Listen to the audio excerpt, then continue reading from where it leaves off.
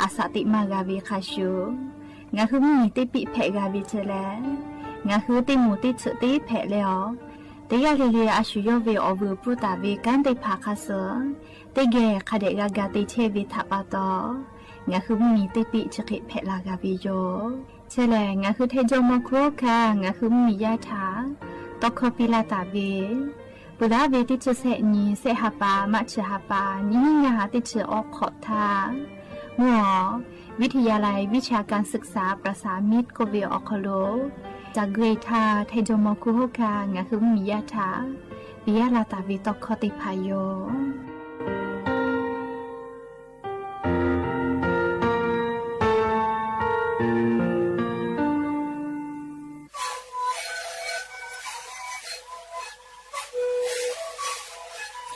นี่คือมันคือยาแก้เชื้อวีออกข้อชิแล้วแล้วดูข้อต่อคือออกตีจังหวะที่ไหนเอ็มนาบาเต็งที่โอหาสิบขวบกิโลเฮเล่นเล่นหลอกเอาพ่อออกยาแก้เชื้อได้หน่อยดูแลได้ชิ้นหน่อยเล่นถือไปออกยาที่ไหนใช้แต่แล้วก็ไหนชอบขยันเล่นเล่นแล้วหูคอก็เชื้อวีและงานแล้วหูคอก็คือสมองมันก็ดูในดีโด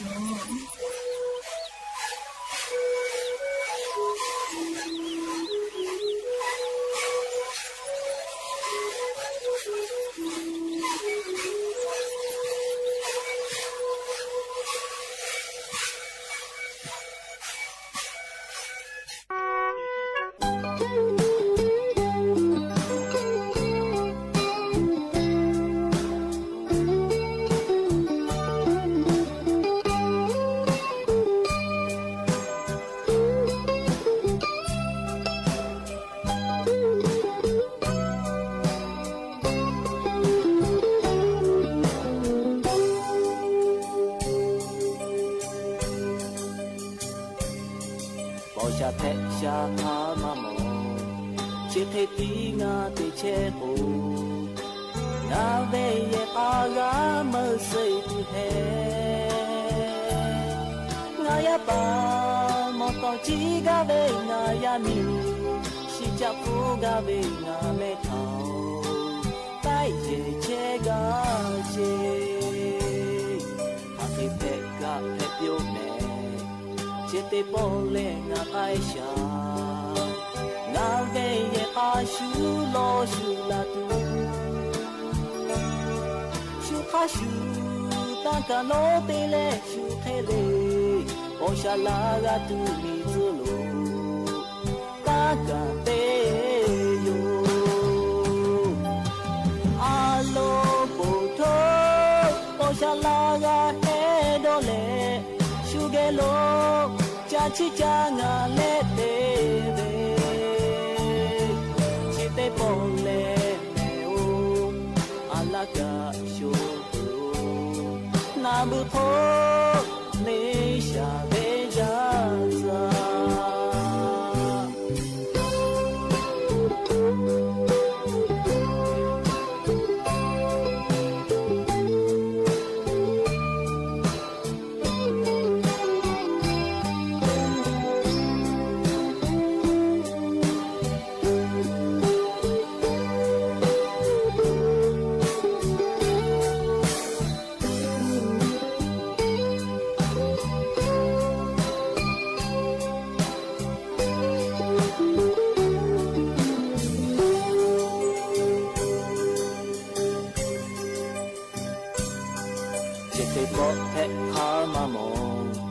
မလူလေဟာတော်ပဲခေ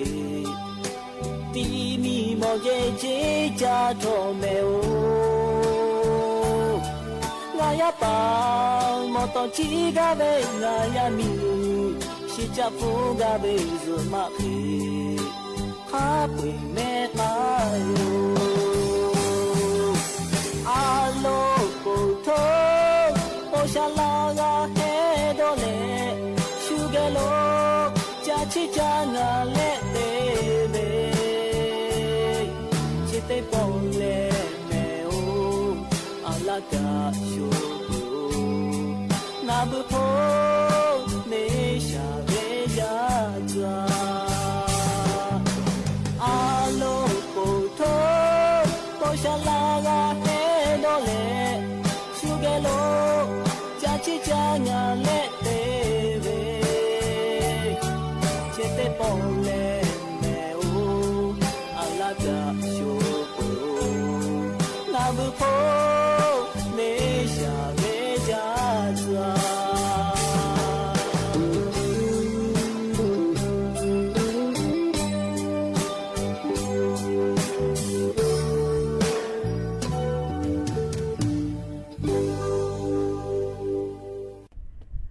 อบูดาจาวิโย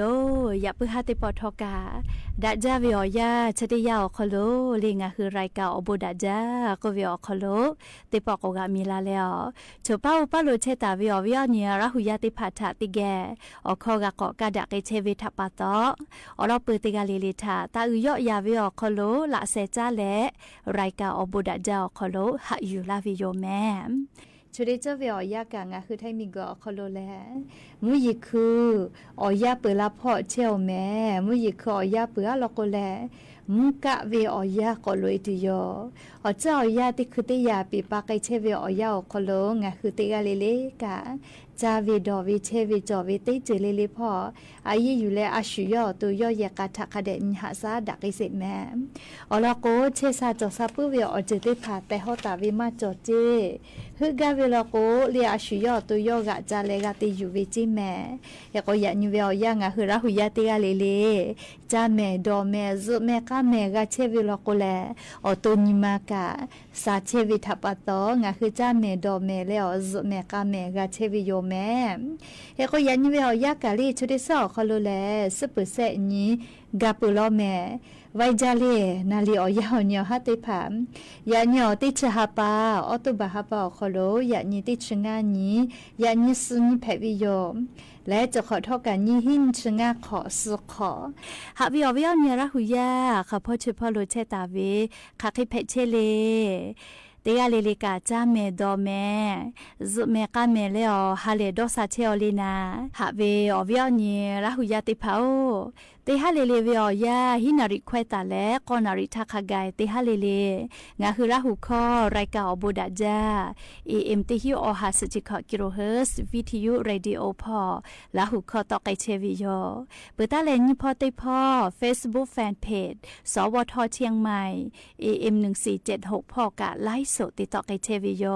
ข้าพอซาพอจโกอุพอพอนาและนี่คือราหุชอจิตาติแกโอกาปิดะไกเพวิโยแม่และอย่าไปหาวิอยาคโลทอกะยูเวลาตาเว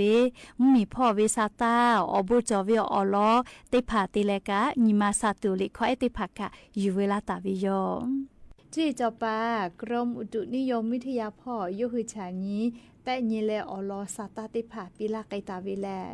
จะได้ยินยอคโลลิงะคือไทมิงกอคโลไล่พอกะมุยจอมาลอแม่เตกาติติลอกกะมุยกาลามาจาลอเลียวเจ้ายาติคือติยาเพวิโยติคือมุยลาติคือมุชาเลติคือฮอติคือกอเวเลติญิเวียาโคโลเจติกาเลียวเจ้ายานิเซยาปิปากเชวิแม่เลชดาปตองะคือติกาลิเลกาซาตาพอหาอยู่เวียคโลเนี่ยคือตัวเชซาจอซากาตัวอปุกะอายีอยู่แลคาเดนหาซาดักไอเสแม่แล้วก็ยานี้เลยจุยจอปากรมอุตุนิยมวิทยาพ่ออยู่คือฉันแต่นี่แหละปิลาไกตาเวซาตาคาสือยานิงาคือไทยเหมียวนาติต่อพ่อมุยจอมาลอแม่ติฮาเวียสุชเปเซมุยเบหุตาวิเจติกาติตีมุยกาลามาจากไอตุโยจิแม่หรือเลยกาลิมุยติฮาเวียสุชเปเซอคโลมุยเบหุตาวิอติพาแลงาคือจังหวัดจีใหม่จีไฮลำพูลำปานจังหวัดน่านอุตรดิตถ์ตากกำแพงเพชรสุโขทัยพิจิตรพิษณุโลกและจังหวัดเพชรบุรีต่อพอกขไกเจยานิเวลยาคโลลิมุยติฮาเวลคโลสุดสเปเซเคเบหุตาวิลอแมยาซอกาเลียมุทิลาป้องคือจิใหม่คโลกามุยลาเวสาลือเลกาชอมือคอติต่อเลจิใหม่เวติต่อพอยาซอกาติลาเลกายากอโคกาอิกะเตือลาเวคบิกาโมเวยากอยาซอมทิลาป้อจิใหม่วิ มือขอติดต่อพ่อแล้วมุยหลาจาวิโยเฮก็มุยกะจอมาเฮลอแม่เลยอย่างนี้กะสุดเปอร์เซ็นต์แบบหุตาเฮวิเจอยากให้จะได้คืองาฮือใจใหม่วิตุกมุชาเลเราแม่เลยติกาเลติกาแพวิมาชุดาวิโยเลยเฮก็ภาคอีสานพ่อก่อนภาคอีสานพ่อกะสุดเปอร์เซ็นต์เข้มวิจตาเราแม่เลยเปื่อแลไทยมีก็จะติดต่อกับสุดเปอร์เซ็นต์มุนีต่อพ่อสุดเปอร์เซ็นต์ไทยมีฮอติดต่อขอเปอร์เซ็นต์ตาเลสุดเปอร์เซ็นต์และกุฏิพ่อกะสุดเปอร์เซ็นต์ขะไกเจนิเวศยาทาเรียกเขาพ่อเฉพาะโลกามุยจอมาเฮเราแม่เรียอยากนิเวศยาวขอโลอวิยเนี่ยละหุยติภาสาลือเลยกะเมฮอซอพอเชวิชอติภากูให้และฝาจิแม่มุยลาจาลก็เลยให้ผู้ขอเวอีกาลูลาอีกาถูเวมีป้าเวมีกยอจิลาเวชได้ผ่ากูให้แหละฝาเจยาก็มุยชะกาลิงาคือแท้มุยนาติต่อพ่อแลยันตาเลซอปอกขะแกมุยจอมาลอติชขอนติชงานตาเลติชขอนขะไกเจมุยจอมาเวขอเปอร์เซ็นต์ตาเลสุดเปอร์เซ็นต์ขะไกเปื่อเลติชสุนตาเลนี่ชนิเวอยามุยก็ยอไกตุยเจเลมาจอเวตุก็มาเฮนาเลยาคะกะจอเฮเซเปอร์เซ็นต์ตาเลออเปอร์เซ็นต์ขอโลเจยาก็ภาคอีสานพ่อกะคาชุลอลีอย่างนี้ซอปอคาแกมุยจ้าก็พันนี่พี่นี่แหละมุยก็ยอกไอตัวลอแม่แต่พอเลกาเลคาชุลอเวลาอยากหาไทยมีก็ฮอติต่อพ่อมุยก็จอมากไอเฮลอแม่นี่ชินี่คาไกเจจะได้หาปอคโลเลกุฏิพ่อกะอย่างนี้ซอปอเตเลอเลียนี่ฉันยังขัดไกลแม่เลี้ยงวิจอมาเหเวลิชกางาหึมเมียวคโลกาจะได้คืนเวทยาธามุยขอยาแลปืลาพ่อเชี่ยวแม่มุยขอยาปืลาพ่อเชี่ยวเวคาชูเลียมกะวิอยากะกอปอลุเอลาปานิวิโยเลชนะปะตองาหือราหุยาติกาเลกะโครกาโคละครึ่งอลอกะจะไกสาเลียอะโลอย่าเนาะลอปตินจิแม่เลียโครงกาโคละครึ่งมหป่ามหมาสายติภากาลุละและโครงการเรียกคนละครึ่ง plus ก็เวอคโลมหเพตัวโปยะนี้อลอปตินีตับพอเลลงทะเบียวิแม่เจอเรียงหึมมีย่าเย่ป่าชอติผามาหิแม่เจอมหใสติผานะเรียกโครงการคนละครึ่งอคโลมปอฮกาวิลโกเรียะนี้ตับพอวิจิลงทะเบียวิ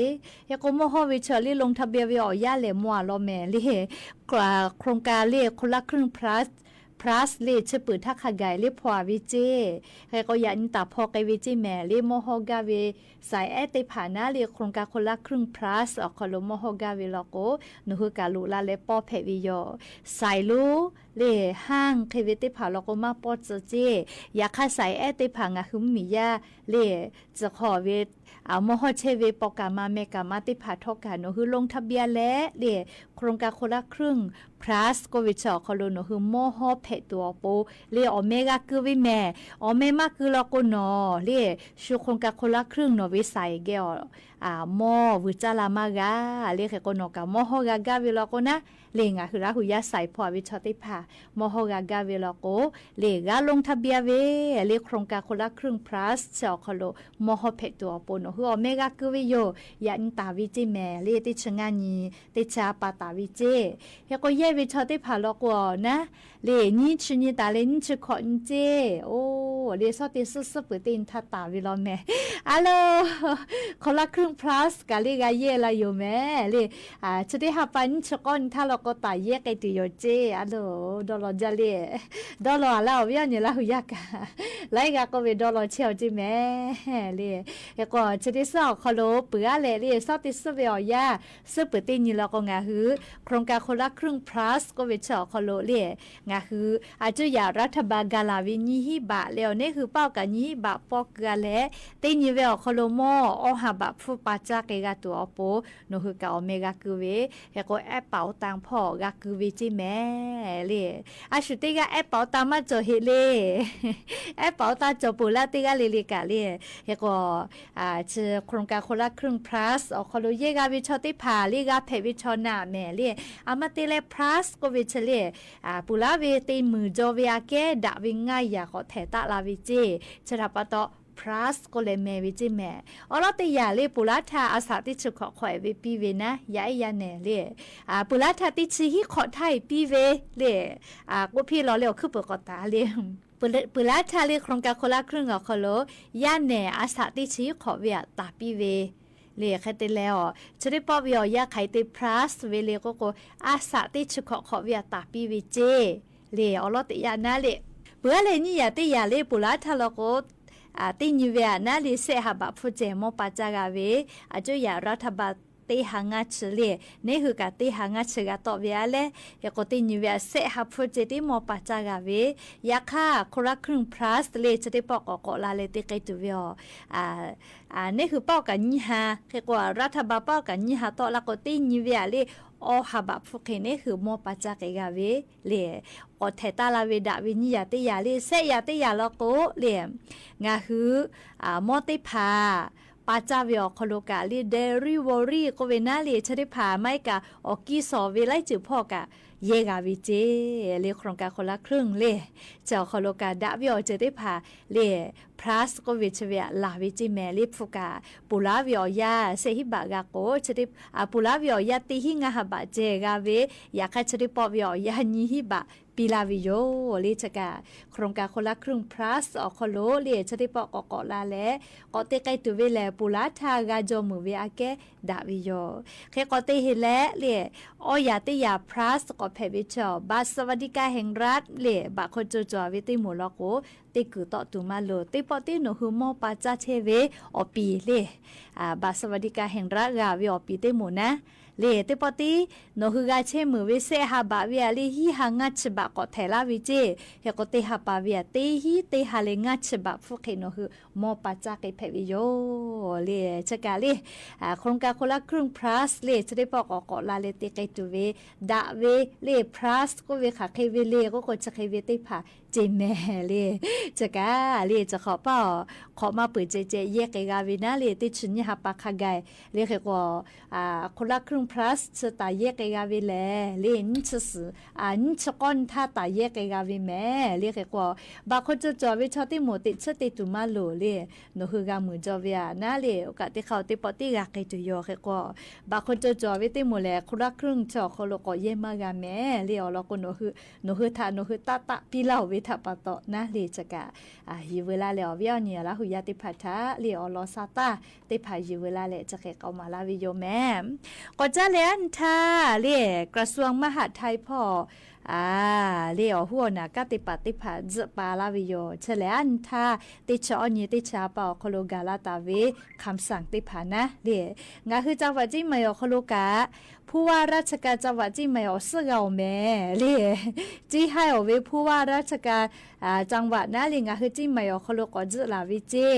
ยกว่างาคือจังหวัดจิมายอโคโลผู้ว่าอสติกาแหล่เลในรัฐพลนาราดิศรเลผู้ว่าราชการจังหวัดจีใหม่นาบาออดเซกาติกาเจเลปุลาเวนาผู้ว่าอปีติกาลกติกาก็จะไกเวเลอโลอหัวนากาเลอุปปากาอเจ้ายากาลากกาปากไกเวเลชกางาคือผู้ว่าราชการจังหวัดจีใหม่อคโลอสติกาเลใน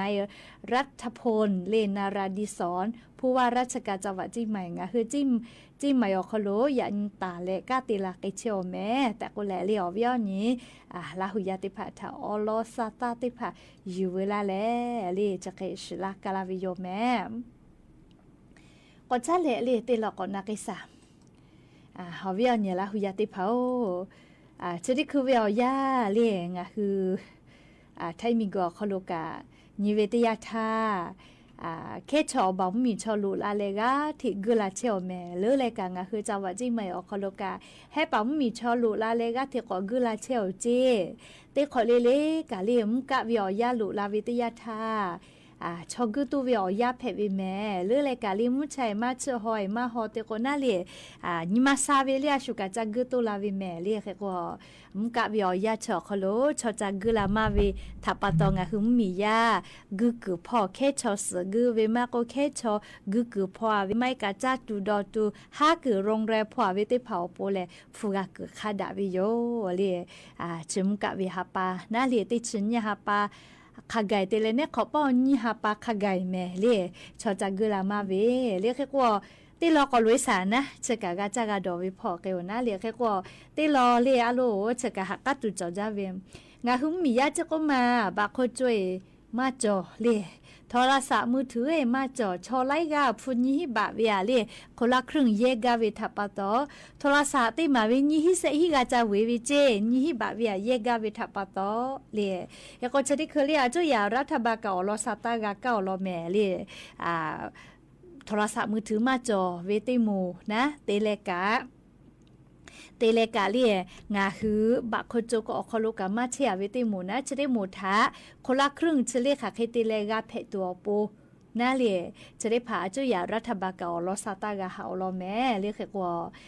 ลอนยาเวติโยเลออกค่ะเคกุลาตูเวอลอกว่าชอมอติพาเล่บาโคโจคโลกามากาเวเล่โทรศัพท์มือถือกามาจอกวยคนละครึ่งเฉยมากาเฮแลเล่ยก็จะได้หมู่แลมากานะเล่สวยอยู่นะจะรับปะตอลิมมียากาลอจะได้พาอยู่และเล่อาจุยารัฐบาลเกี่ยวกับไกเวทับปะตอเล่จะได้คืออาจุยารัฐบาลอลอจะได้พาทากาหาอยู่เปเจยก็ค่ะเคกุลาตูเวเล่งาคือบาโคโจมาจอโทรศัพท์มือถือมาจอตาวิชอติพาเล่ตาคาเดพนาแม่ลีโนฮึทาชอคาไขกุลาเวนาลีโนฮึกากะกือกะจอวิชอติผาเพเวลโกกะเพตัวโปเลเฮก็โครงการคนละครึ่งมาก็บักโคโจจะได้ผาแลไทยวิบะจอวิชอเจติกาวิแม่เลบะมาจอวิชอกาลาก็มากาแม่เลจองะคือไทยมิกอคโลไทยวิบะเฟวิจอวิชอติผาเจติกาวิแม่เลจกาฮิเวลาเลงะคือราหุยะทะเตปอกอนอลาเวติจึเพวิโยเล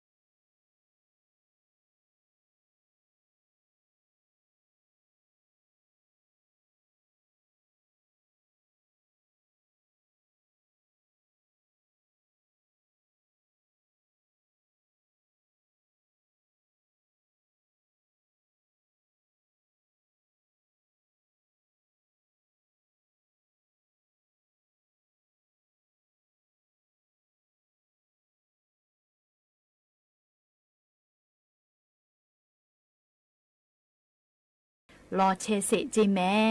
เรียดอนอเชสิก็เวสามานาฮติคาตาวิริคติปุยอม และอย่าปึฮาติปอทกาชิลากาลาตุเวอลอซาตาติผาจะใครไม่จะได้โยแม่ลุลาเลกากาพนาเลอโอกาปิลาเชเวติกาเลเลกาอบูจาแม่ติกาเลเลซแม่กาแม่เชซาจอซาฮาเลดอซาปีอบูจาเดบ้า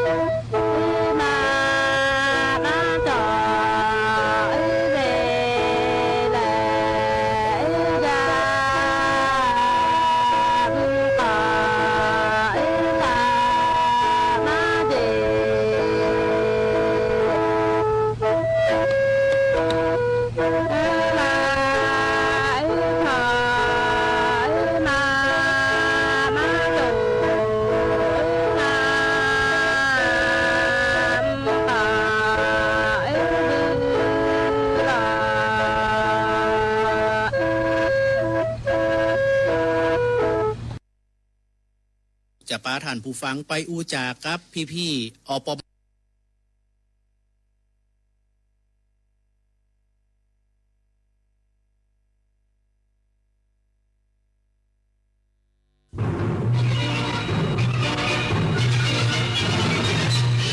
สถานีวิทยุกระจายเสียงแห่งประเทศไทยและเครือข่ายทั่วประเทศเสนอข่าวต้นชั่วโมงรู้เร็วรู้จริงเกาะติดทุกสถานการณ์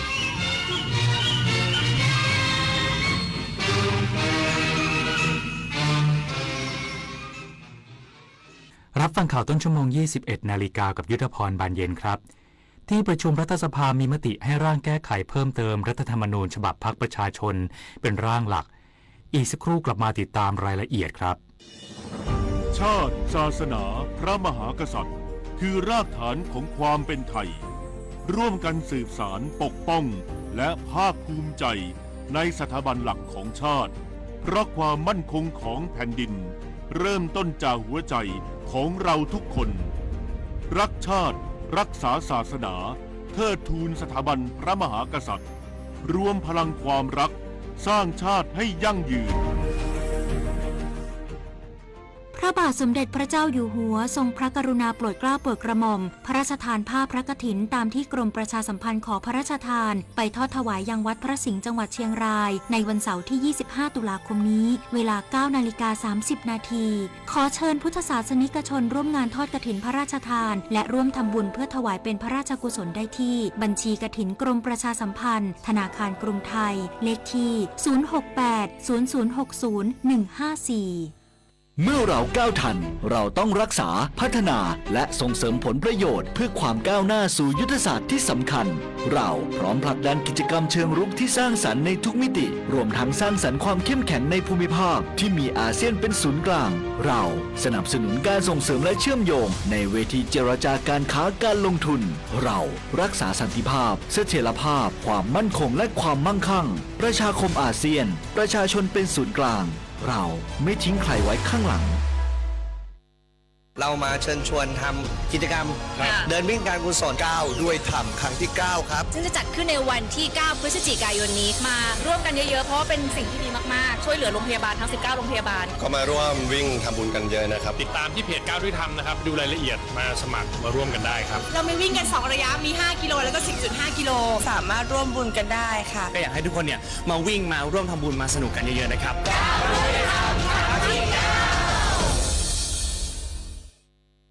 ที่ประชุมรัฐสภามีมติให้ร่างแก้ไขเพิ่มเติมรัฐธรรมนูญฉบับพรรคประชาชนเป็นร่างหลักด้วยคะแนน300เสียงเมื่อเวลา 19:40 นาทีที่ผ่านมาในวันมูฮัมหมัดนอมทาประธานรัฐสภาประกาศผลการลงมติร่างแก้ไขเพิ่มเติมรัฐธรรมนูญฉบับของนายพฤทธิ์วชรศิลป์สสพรรคประชาชนกับคณะและร่างของนายอนุทินชาญวีรกูลสสพรรคภูมิใจไทยกับคณะผลปรากฏว่าที่ประชุมมีมติลงคะแนนเสียงให้ร่างของนายพฤทธิ์กับคณะจำนวน300เสียงร่างของนายอนุทินกับคณะจำนวน287เสียงส่งผลให้ร่างแก้ไขเพิ่มเติมรัฐธรรมนูญฉบับพรรคประชาชนเป็นร่างหลัก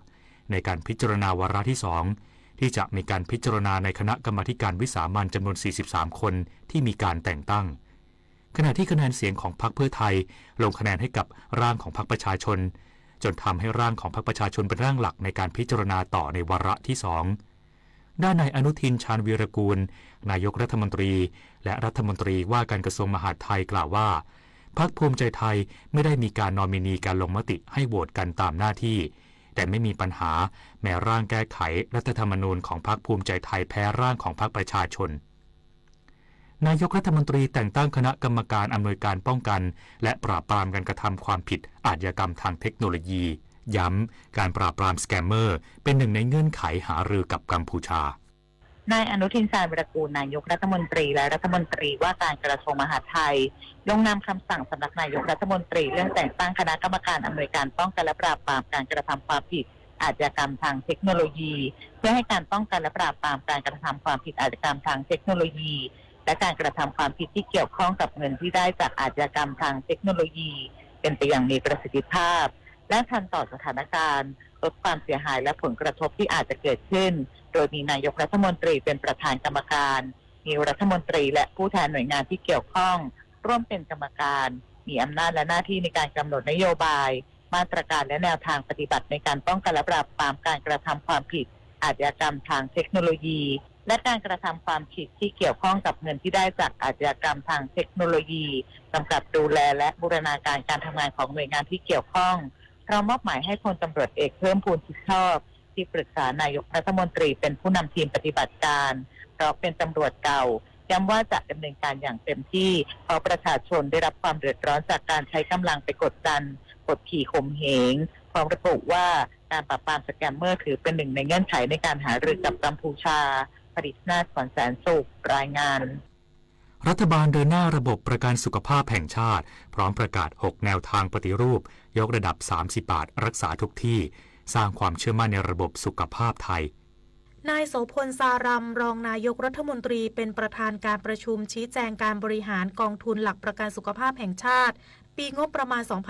2569 ที่โรงแรมเซนทาราไลฟ์ศูนย์ราชการและคอนเวนชั่นเซ็นเตอร์เพื่อให้หน่วยบริการในระบบหลักประกันสุขภาพแห่งชาติบัตรทอง30 บาทและผู้เกี่ยวข้องทั่วประเทศรับทราบนโยบายและแนวทางการดำเนินงานระบบหลักประกันสุขภาพแห่งชาติโดยกล่าวว่ารัฐบาลประกาศเดินหน้ายกระดับระบบหลักประกันสุขภาพแห่งชาติให้มีคุณภาพเทียบเท่าและเข้าถึงง่ายโดยต่อยอดจากนโยบาย30 บาทรักษาทุกที่เพิ่มความสะดวกยิ่งขึ้น ขึ้นทั้งโรคมะเร็งรักษาทุกที่ผู้ป่วยในไม่ต้องใช้ใบส่งตัวเปลี่ยนสถานพยาบาลประจำตัวใช้สิทธิ์ได้ทันทีและยังคงพัฒนาอย่างต่อเนื่องรองรับความท้าทายใหม่ของระบบสุขภาพโดยเฉพาะสังคมผู้สูงอายุโดยรัฐบาลพร้อมเดินหน้า6แนวทางสู่การยกระดับ30 บาทรักษาทุกที่ได้แก่การส่งเสริมสุขภาพและความรู้ด้านสุขภาพเพิ่มบริการดูแลผู้ป่วยในที่บ้านพัฒนาศูนย์รักษามะเร็งและเครื่องฉายรังสีฟรีฟอกไตฟรีทุกแห่งลดภาระค่าใช้จ่ายเชื่อมโยงรพสตและอสมกับสปสชอย่างมีประสิทธิภาพและตรวจคัดกรองโรคเชิงรุกด้วยเทคโนโลยีที่ทันสมัยพร้อมส่งเสริมภูมิปัญญาท้องถิ่นและแพทย์แผนไทยนิตยาคุณสิมรายงานจบข่าวยุทธพรบานเย็นอ่านรับฟังข่าวครั้งต่อไปเวลา 22:00 น.ครับ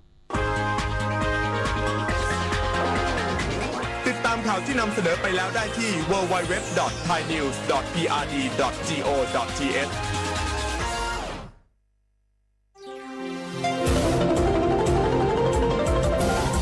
วิทยุแห่งประเทศไทย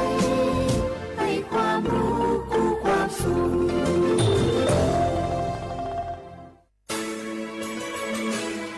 สถานีวิทยุกระจายเสียงแห่งประเทศไทยจังหวัดเชียงใหม่ AM 1476 กิโลเฮิรตซ์สถานีวิทยุภาคภาษาชาติพันธุ์แห่งเดียวในประเทศไทยที่มีความทันสมัยเชื่อถือได้สร้างอัตลักษณ์กลุ่มชาติพันธุ์สู่สากล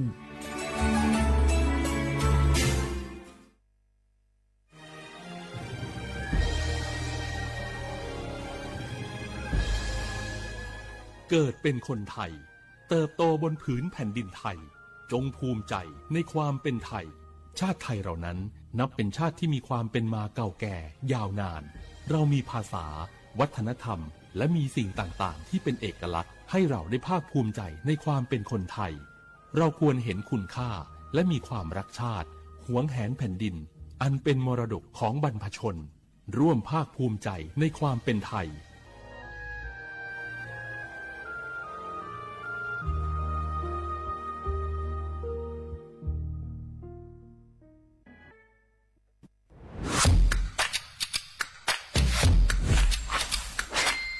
กลับมาแล้ววันนี้กับโครงการคนละครึ่ง plus รัฐออกครึ่งประชาชนออกครึ่งช่วยเศรษฐกิจไทยหมุนเวียนเติบโตถ้าเราช่วยกัน plus ต่อยอดให้เศรษฐกิจไทยเติบโตอย่างยั่งยืนด้วย5 plus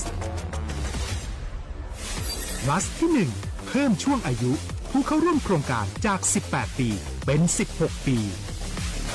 plus ที่2เพิ่มวงเงินใช้จ่ายจาก150 บาทเป็น200 บาทเพิ่มพลังซื้อของประชาชนเพื่อกระตุ้นการหมุนเวียนในระบบเศรษฐกิจฐานรากลดภาระค่าครองชีพ plus ที่3เพิ่มสิทธิพิเศษด้วยการดูแลผู้ที่อยู่ในระบบภาษีให้ได้รับสิทธิพิเศษมากขึ้นเพื่อสร้างแรงจูงใจให้ทุกคนร่วมอยู่ในระบบอย่างโปร่งใส plus ที่4เพิ่มโอกาสให้นิติบุคคลขนาดเล็กเข้าร่วมได้ให้ธุรกิจเติบโตเป็นกำลังสำคัญของเศรษฐกิจไทย plus ที่5เพิ่มทักษะใหม่เพื่อพัฒนาให้ร้านค้านำความรู้ใหม่ๆมาช่วยเพิ่มยอดขายลดต้นทุนเรียนรู้เติบโตและปรับตัวไปกับเทคโนโลยีใหม่เพื่อสร้างเศรษฐกิจที่แข็งแกร่งจากคนละครึ่งสู่คนละครึ่ง plus ไม่ว่าจะสั่งข้าวคนละจานชาเขียวคนละแก้วขนมเค้กคนละชิ้นหรือหลายๆชิ้นก็ใช้ส่วนลดได้ทันทีสูงสุดวันละ200 บาทแถมใช้กับฟู้ดเดลิเวอรี่ก็ยังได้สำหรับประชาชนไทยอายุ16ปีเป็นต้นไปสมัครรับสิทธิ์ผ่านแอปพลิเคชันเป๋าตังวันที่ 20-26 ตุลาคม 2568 สำหรับร้านค้าที่สนใจร่วมโครงการสมัครได้ผ่านแอปถุงเงินวันที่ 15 ตุลาคมถึง 19 ธันวาคม 2568 แล้วเตรียมพร้อมรับลูกค้าจากทั่วประเทศเพราะนี่คือโครงการที่คนไทยทุกคนช่วยกัน plus เพื่อให้เศรษฐกิจไทยโตไปพร้อมกันโครงการคนละครึ่ง plus ดำเนินการภายใต้เป้าหมายที่ชัดเจนของรัฐบาลในความต้องการกระตุ้นเศรษฐกิจลดภาระค่าครองชีพให้ประชาชนและยกระดับศักยภาพผู้ประกอบการไทยให้พร้อมในยุคดิจิทัลโดยยังคงยึดหลักความโปร่งใสตรวจสอบได้และป้องกันการใช้สิทธิที่ผิดวัตถุประสงค์ คนละครึ่ง plus เพิ่มพลังเศรษฐกิจไทยพร้อมโตไปด้วยกัน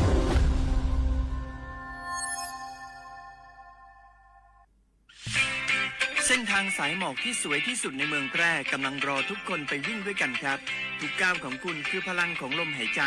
ชวนเพื่อนชวนครอบครัวมาวิ่งฝ่าสายหมอกเพื่อโรงพยาบาลแพร่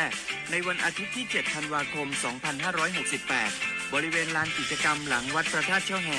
มาร่วมกันส่งต่อพลังแห่งความดีเพราะทุกก้าวของคุณช่วยต่อชีวิตให้กับผู้ป่วยในโรงพยาบาลแพร่สมัครได้เลยวันนี้แล้วไปวิ่งด้วยกันในวันอาทิตย์ที่ 7 ธันวาคม 2568 พบกันบริเวณลานกิจกรรมหลังวัดพระธาตุช่อแฮนะครับฮัลโหลสวัสดีครับพี่น้อง อายุอันนี้เดือขยาวโฆษณาไกกะกอสถานีวิทยุกระจายเสียงแห่งประเทศไทยจังหวัดเชียงใหม่พอปานเนอบีเคฮอมอนาแอออนหลิญาเมเจสถานีวิทยุกระจายเสียงแห่งประเทศไทยเฮนาอย่าซิมก้อนบีเอดูอย่าล่อนแต่ช่วงหางละหาเชลกับปอจาการเนอดูพ่ออีสอนอีกามาเล่าเนกามองขากากาอีกญาอายุเนียวโฆษณาบีเกหมอญาแลนึงมาอ้อนนานากาแม่เหลียวแน่แม่ชอนยังอายุเนียวนากาสัมโบนาขอนี่จำยองาซุงมีสีโกจำยอโกเย่และงาเดใจที่โบนาขอนี่จำยอเวนี่มีโกเย่งาสีเวและงายีเนียวมาเจอเกญา我是ชายพุกกี้ดูนี่สิข่าวรับสมัครไปทำงานต่างประเทศเห็นว่าจ่ายทั้งค่าตั๋วเครื่องบินให้ที่พักฟรีแถมมีโบนัสตั้ง5 เท่าของเงินเดือนมีเงินส่งให้ที่บ้านสบายเลยแต่เขาขอค่าดำเนินการเป็นแสนใช่ไหมแล้วก็ให้กรอกข้อมูลส่วนตัวแอดไลน์สแกน QR Code ด้วยรู้ได้ไงอ่ะกำลังจะโอนเงินไปพอดีเลยก็ตอนนี้นายหน้าเถื่อนกำลังระบาดหลอกไปทำงานต่างประเทศรายได้ดีมีสวัสดิการเลิศพี่สาวฉันโดนมากับตัวเสียเงินเป็นแสนแทนที่จะได้โกอินเตอร์โหแบบนี้ก็พังหมดสิขอบคุณนะที่เตือนเกือบไปแล้วเมื่อไหร่เราคิดให้ดีก่อนเชื่อเช็คให้ชัวร์ก่อนแชร์แยกแยะข่าวก่อนตกเป็นเหยื่อไม่เชื่อไม่รีบไม่โอนโดยสำนักประชาสัมพันธ์เขต 3กรมประชาสัมพันธ์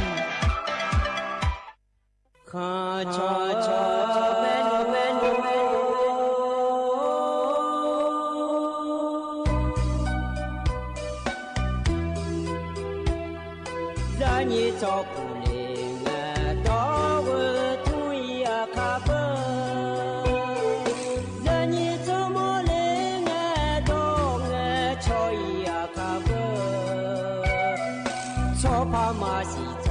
茶路那一个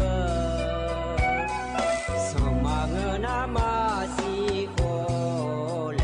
呀一个我努马西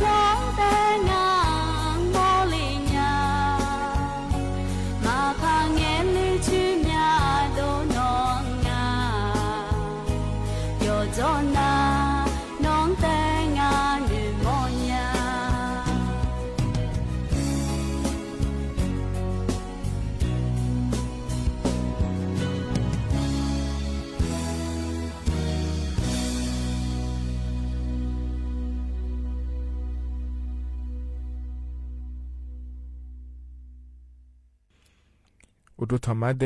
อเย็นโยอานาลุแนลอเย็นโยอินกัดเวลอยอนนาลุทอนโจโล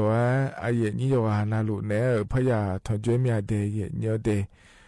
อินนาลองามโดฮกาหมอมัวดัวมาจอเดเย็นโยเด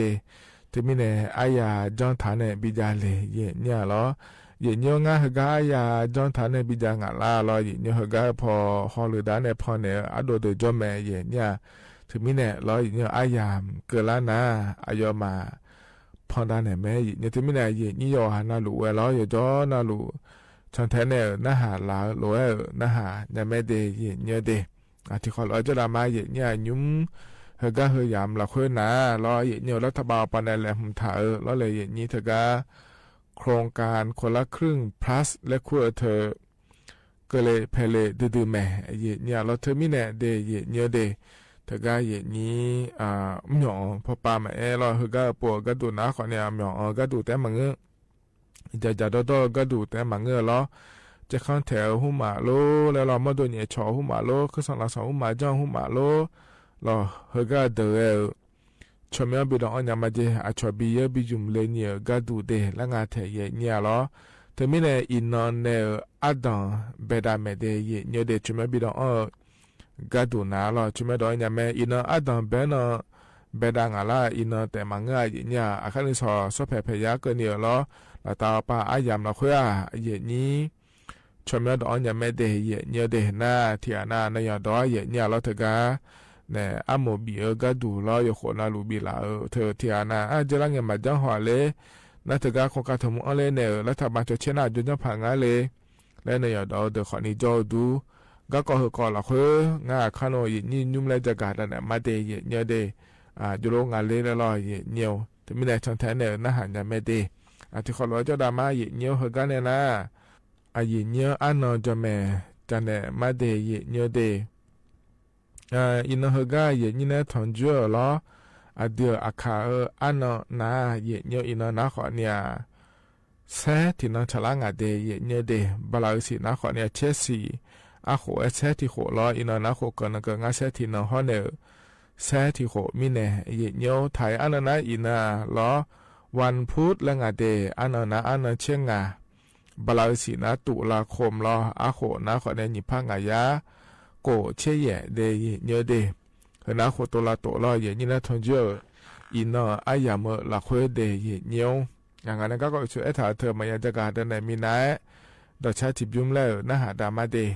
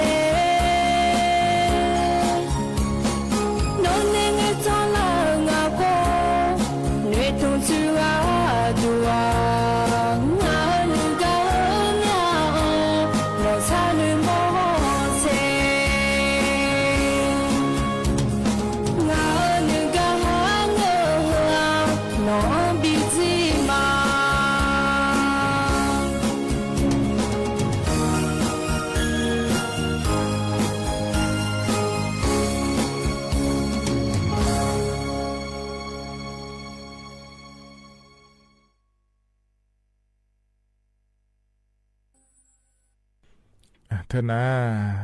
ดอชาเยเนียพอเนี่ยบินาหาดาลอยเนี่ยเดืออาขาดอชาเดยนะหาบยอดูโยกานาลัวเดเยเนียวแล้วก็จะนอปาลาเนี่ยนะหาล่าเยนี่โยกานาลัวดูธรรมะเดเธอมาข้อประเด็นนะหามาเฟซบุ๊กปะเนี่ยนะหามารองานเนี่ยอายุเชื่อมือเนี่ยที่ข้อลัวเดดามาเยเนี่ยอีนอนะเลยเนี่ยอาดัมเบดาเนาะชลาเมเยเนี่ยเธอเนี่ยเยนี่มองโดมาเราชื่อเธอก็ทนจุดงานเนี่ยเนี่ยทาลัวเราชมยอดองอันชลาแล้วเลยเยนี่เทียนนะขอเนี่ยชอก็บิจลาบิจุมลาก็ดูเดแล้วอีนออาดัมเบดาเนาะชลาลัวชมยอดองดูเยเนี่ยล้อไอ้เยนี่ที่น่ามองดูมารอจะต้องเจดูมาอินุมพอหลวงเนี่ยอินุมหอยากาเนี่ยยาสิญญานะขอนี่เนียวไอ้เยนี่ชมยอดองยาก็ดูนะเลยเนี่ยแต่ก็แอปพลิเคชันและขั้วปานเนี่ยชมยอดองงาเดยเนี่ยเดแอปพลิเคชันชมยอดก็มองบุปผาก็ดูนะขอเนี่ยถุงเงินและคู่งาไอ้เยเนี่ยเราที่ไม่เนี่ยแต่ก็เดือนนักการละคุยแล้วเนี่ยแอปพลิเคชันแต่ก็ถึงดอนทานเนี่ยเยนี่แต่ก็ทพอเนี่ยชมยอดอนยาไม่เดยเนี่ยเดทกันเนี่ยมีอบิโอเลียก็ดูและงานเนี่ยนี่เฮนะขอเนี่ยมาสิญญาเดจอนะขอเนี่ยยาสิญญาเนี่ยจอนยาเนี่ยก็ดูเดแล้วจะแม่จะกะได้ไหนเลยเดยเนี่ยเดนะล้อเนี่ยเจลังเงียมยากันเนี่ยดอเนี่ยเฮแล้วงาตกะชมยอดอนอินเนี่ยชองเอามีออนดวงตกะถึงบิจุมเลยนะยาบากาลัวยากาลาลัวเราถึงกับภาษีก็ก่อนจะนอปาเทขวาเจชดเชขวาเจแล้วเธอเงินแม่รู้แล้วเราเงินน้ำพัดน้องผมเนี่ยเลยเหือแล้วเราเงียวยมยากาเนี่ยดอกจงเดยเนี่ยเดที่มิเนี่ยเฮก็เฮก่อนเราค่อยนะเราเนี่ยถึงกับด็อกเตอร์เอกนิติแล้วงานเธอเนี่ยเหรอนิติทันทัประกาศประพาสแล้วงานเดยเนี่ยเดี๋ยวรองนายกรัฐมนตรีเขาเนี่ยรัฐมนตรีว่าการกระทรวงการคลังในโครงการแถเหยียนเนี่ยก็เนี่ยโดเหลือหน้าโครงการคนละครึ่งพลาดและขั้วส่วนอย่างอันเดอร์แล้วเหยียนเนี่ยอันเลยเนี่ยเธอก็รออาโมเบียรัฐบาลจะคนอะไรเบียก็เธอก็จะนอปาชเชขวาเจแล้วเนี่ยดอเดอร์นะเราเนี่ยทุลัวมาเชโกมาเดและงานแถเหยียนเนี่ยน่าก็ยกรเราลูเฮนะขอเนี่ยเพื่อหาเงือบิสิญญาก็ดูคนนี้มาเงือเจอยู่หาก็อยู่หาเราเนี่ยเธอมีเนี่ยเนี่ยหรอบริเวณเดิมอย่างดูรอช่วงอันนี้เกิดรอช่วยไม่ได้มาเล่นแหลมถาเดินหน้าเฮก็ก่อนเราคุยเราหน้านัวหนึ่งมาสั้นเลยเนี่ยเดินยังไม่ดีช่วยไม่ได้เลยยังไม่ดีแล้วงานแถวโครงการคนละครึ่งป้าชอบบิเยเลยก็ดูจะนำหมอนะดีแล้วงานแถวเนี่ยเธอมีเนี่ยรอเนี่ยเดือขาขอนี่เงือแล้วมีดูพันธะมารอเนี่ยเธอเนี่ยจะโดเจพันธะมาแล้วเลยนี่นาดูพันธะเลยนาดูชอบจีอาดูขอนี่เงือเดียเนี่ยเธอโครงการผมเลยเนี่ยก็ดูแม่ก็ปวดหนาแล้วเธออยู่หาเรื่องยังงารู้อยู่ยังงารู้อะไรยังพาชจีฮอนยังไม่ได้เยอะแอปพลิเคชันถุงเงินแล้วคู่กันเนี่ยเดย์เยอะเดทีนี้เนี่ยรอเยอะใช่ไหมรออีกเนี่ยแต่เดย์เยอะเดคือนะเยอะนี่ยุ่มแล้วจะกะเอกะด้านนั้นในบีซีพีกะเยอะเนียวคือกันหนาวเนี่ยเราแต่ชาจิบยุ่มแล้วพนักหาดามาเยอะเนี่ย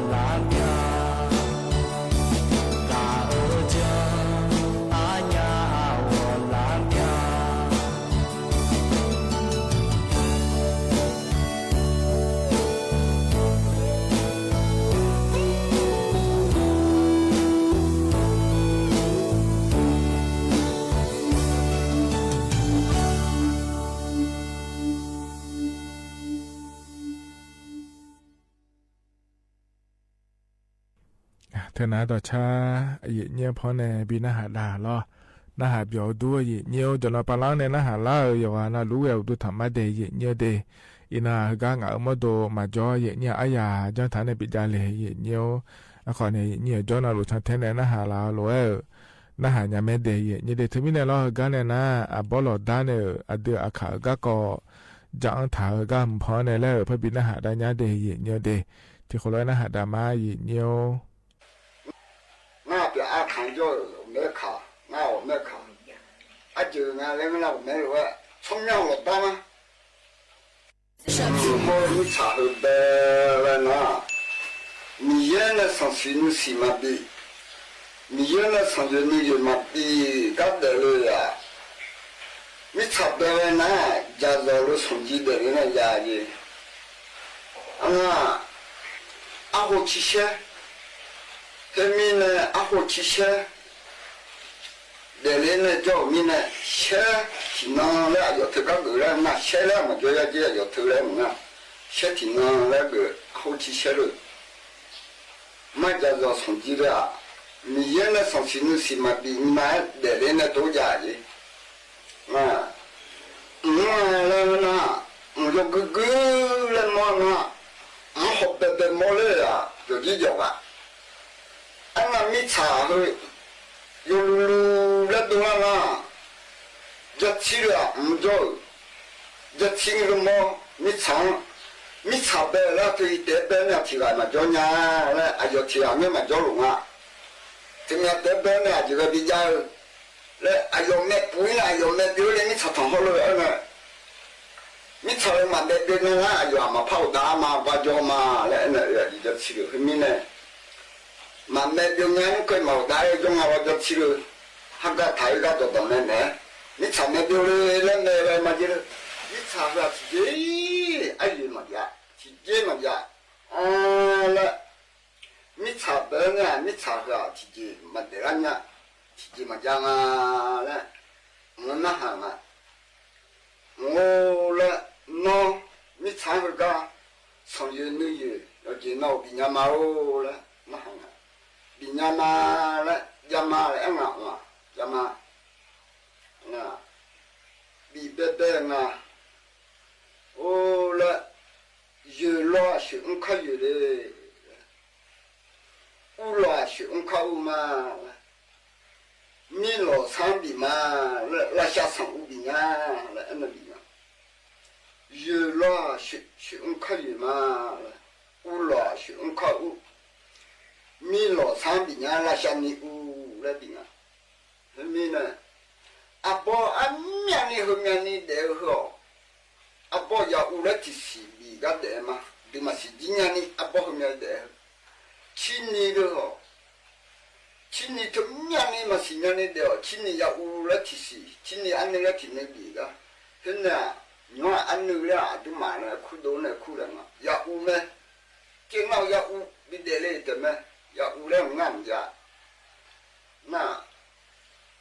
yu lo shi ông khai ya ma u lo shi ông khai u mi lo sang bi nya la sang a u bi nya la u lo sang la sang a u bi nya la bi ma sha tu nai i tu lo la he tu nya ni on lo ma sha ya u la ti si bi ga jo la ma nya ma si bi nya jo lo yu lo shi ông khai u lo shi ông khai u ma mi lo sang bi nya mi lo sang bi nya la bi ne la ga je na ne mi sang bi ne de mi lo sang bi nya la sha kha u la bi na kha bi ga na yu lo shi un kha yu bi lo shi un kha bi ma la mi lo sang bi nya la sha ji bi bi nya cho hà bi ya khu bi u cho hà họ ya u bi này cho hà ya u được cái này để ra này để này yu lo shi un kha yu u lo shi un kha u mi lo sang bi nya 拉下几步比呢，那比呢，几，没出几个俺那没出比多那比呢，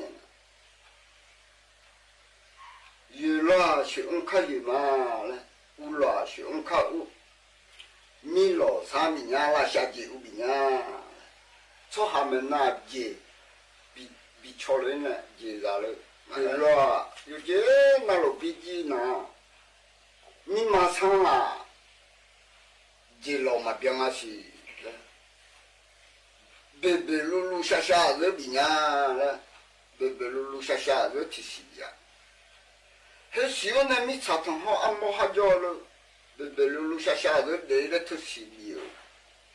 脚没好，今后按摩了我有讲，提西嘛比我嘛脚了，啊，你呢？米茶汤好的，我那米就那比要五也西比。要也是比了嘿，对不？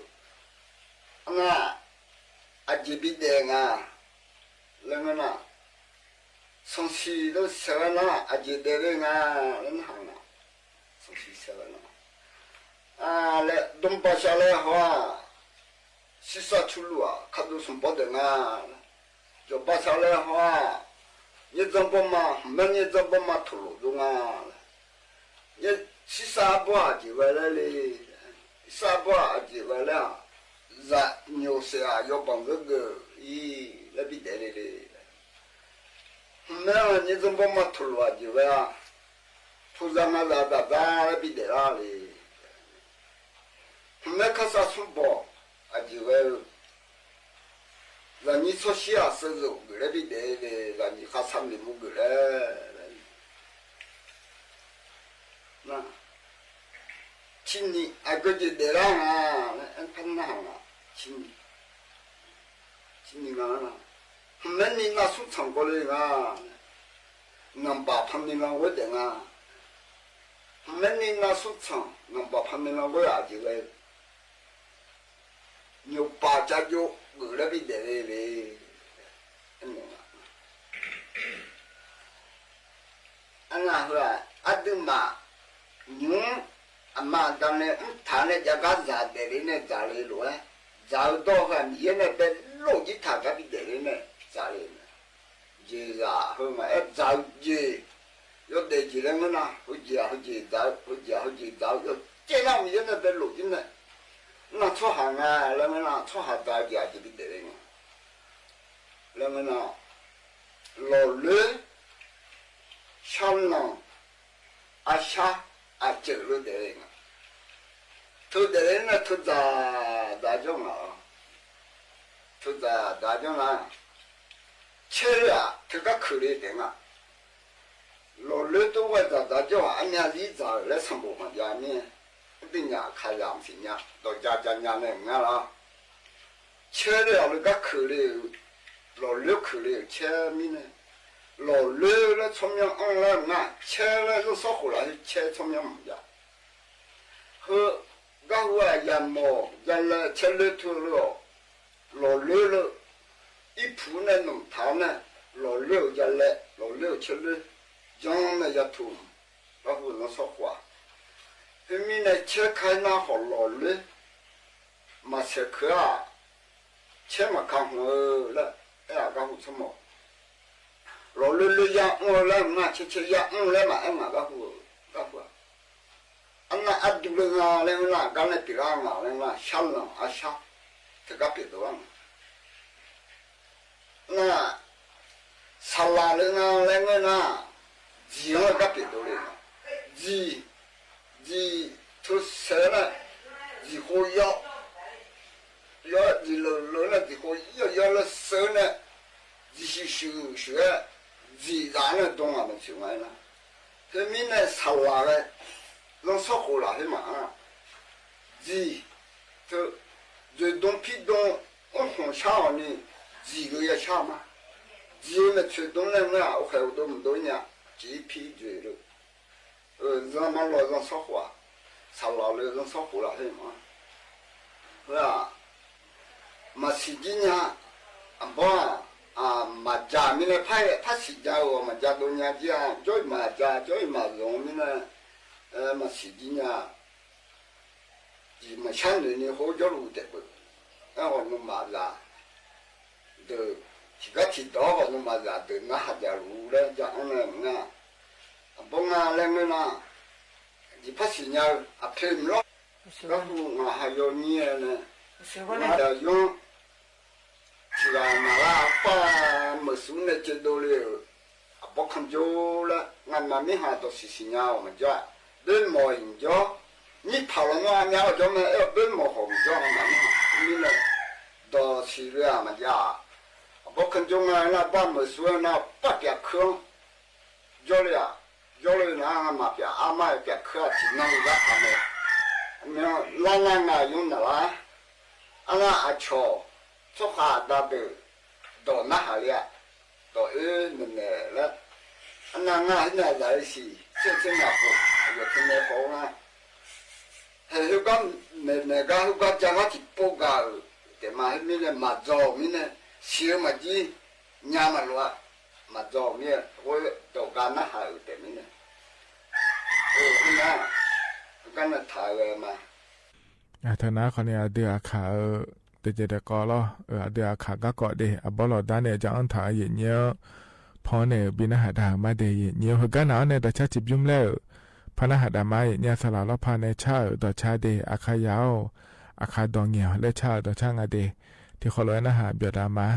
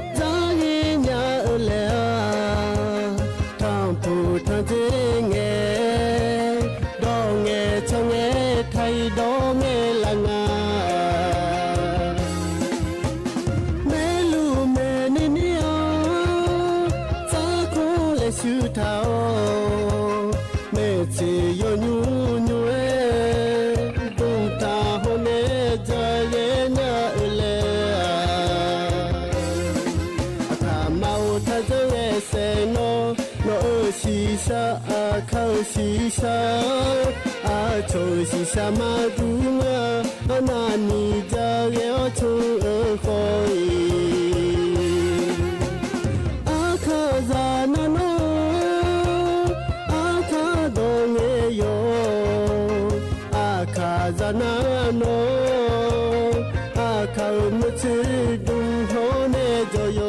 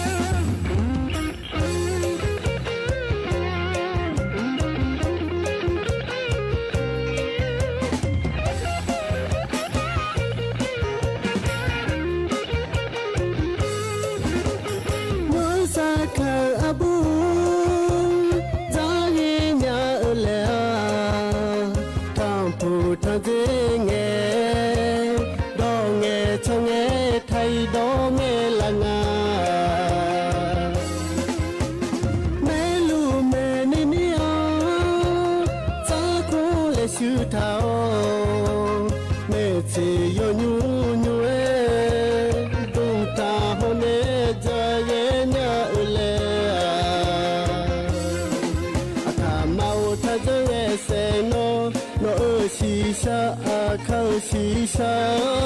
啊，从西沙马杜啊，那你家要从何以？阿卡扎那诺，阿卡东耶哟，阿卡扎那诺，阿卡木吃东后呢就哟。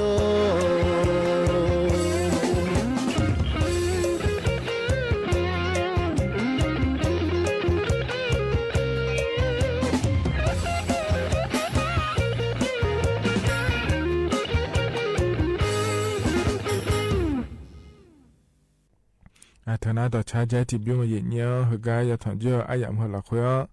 พอในบินหาตาล้อหน้าหาเบียวตุยหานาลัวเดเย็นเนี้ยเย็นเนี้ยเฮกันในน้ายามข้าเจล่าเฮเย็นเนี้ยล้ออายชากาแล้วพอในบินหาตากันมาดีนิมจีเฮกาพอในบินหาตาเฮน้าขอเนี่ยอภิมังเซแล้วงานแต่เย็นเนี้ยเชื่อมือเนี่ยอายุเฮกาช่างเนี่ยน้าขอเนี่ยเย่เช็ดตีหัวเบลาเมเดเย็นเนี้ยเดก็หมู่อายามให้เจล่าหรือเพราะบินหาตาเนี่ยอายามเจี๋ยน้าขอเนี่ยว่าอีมาเราอยู่นาลัวจีอยู่เมเดเย็นเนี้ยอาคารนึกสอนราคาแช่ตานิทุลาเนี่ยที่ขอหลวงงานเนี่ยอายุเชื่อมือเนี่ยนาลีเย่ล้านเนี่ยหัวหลังเกินนี้พัฒนจุลมาเดว่าอีมาเดอุดูธรรมางั้นน่ะมันเสือเลยคุยดีงามาน่ามีผ่าและงาด้านหน้ามือช่างเลยคนนี้อีน่าคือก็คือเนี่ยแล้วให้ดูเชมีอ่ะยูน่าเสียงจะเลิกไปจงมาอยู่ว่าเราบินหาหมอมีอ่ะ我是下来面里的，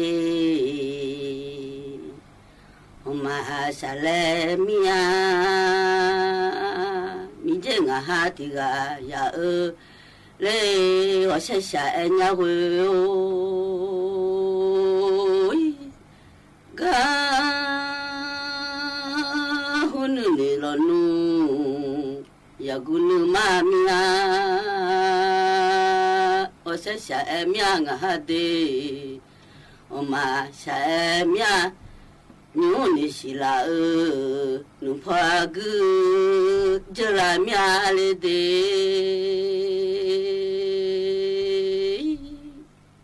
叫妈妈是个和露露爱家呢，牛的是啦弄破。个就好，你都老呀姑，你嘛家面我吃下人家的，叫妈咪这个哈，提个呀嘞，个胡叫了，没到提了叫你的。个胡叫呀木片，阿公路爱叫呢，我是下面个哈，我妈下面里的牛叫了木他，阿老路爱叫呢，我叫呀木他，阿公下里。面我吃下人家哩，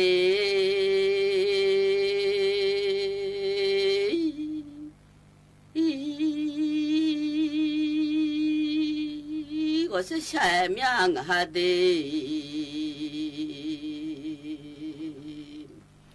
我妈下一家娘，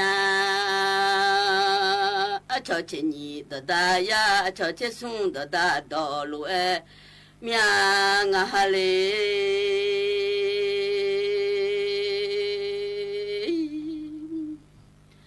啊朝头啊老路呀，啊朝北面头啊老，都个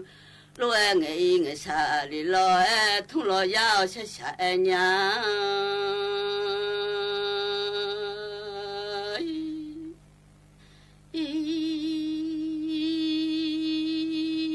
我是下来人家的，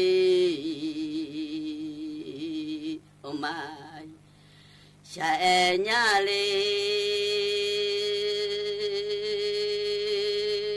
米龙啊哈的个呀嘞，我下面啊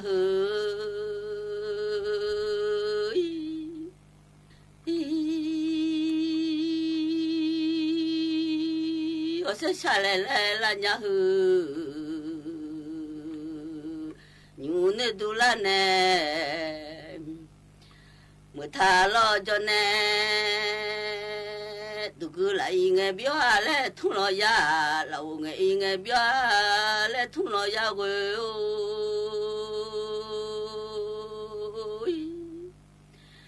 แต่มาเชดฮอยสายแลทุลอยาอะไรเดโอเชชาเมียมีเจงหาติกายาเลโอชามีอาเว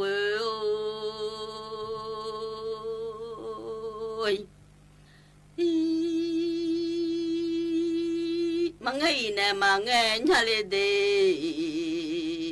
มังไงเชหูอิเนี่ยมาไงญาเลโอเชชาเมียงหาโอมาชาเมียเลหู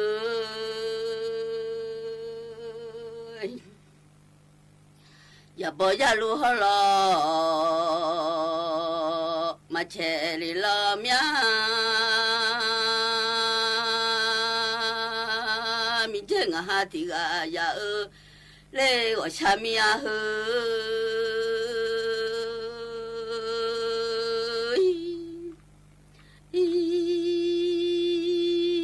ยูมาทาโลจนเนฮยูจลอยเมื่อทาโลจนเน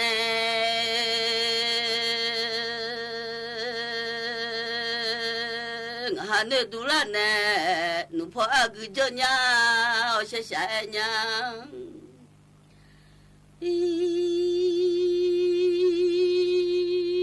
หนูมันเดือ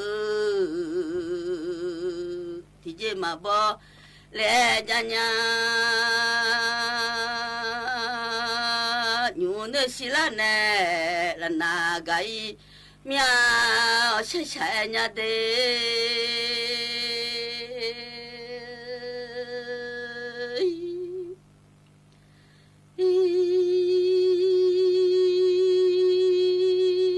ชะชะเลเลละญาฮูโอมายชะเลอีละญา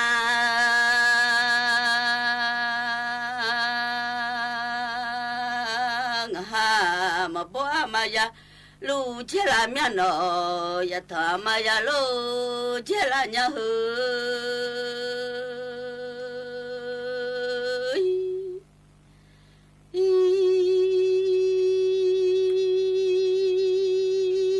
ยาลูฮอมขอเทยญาญา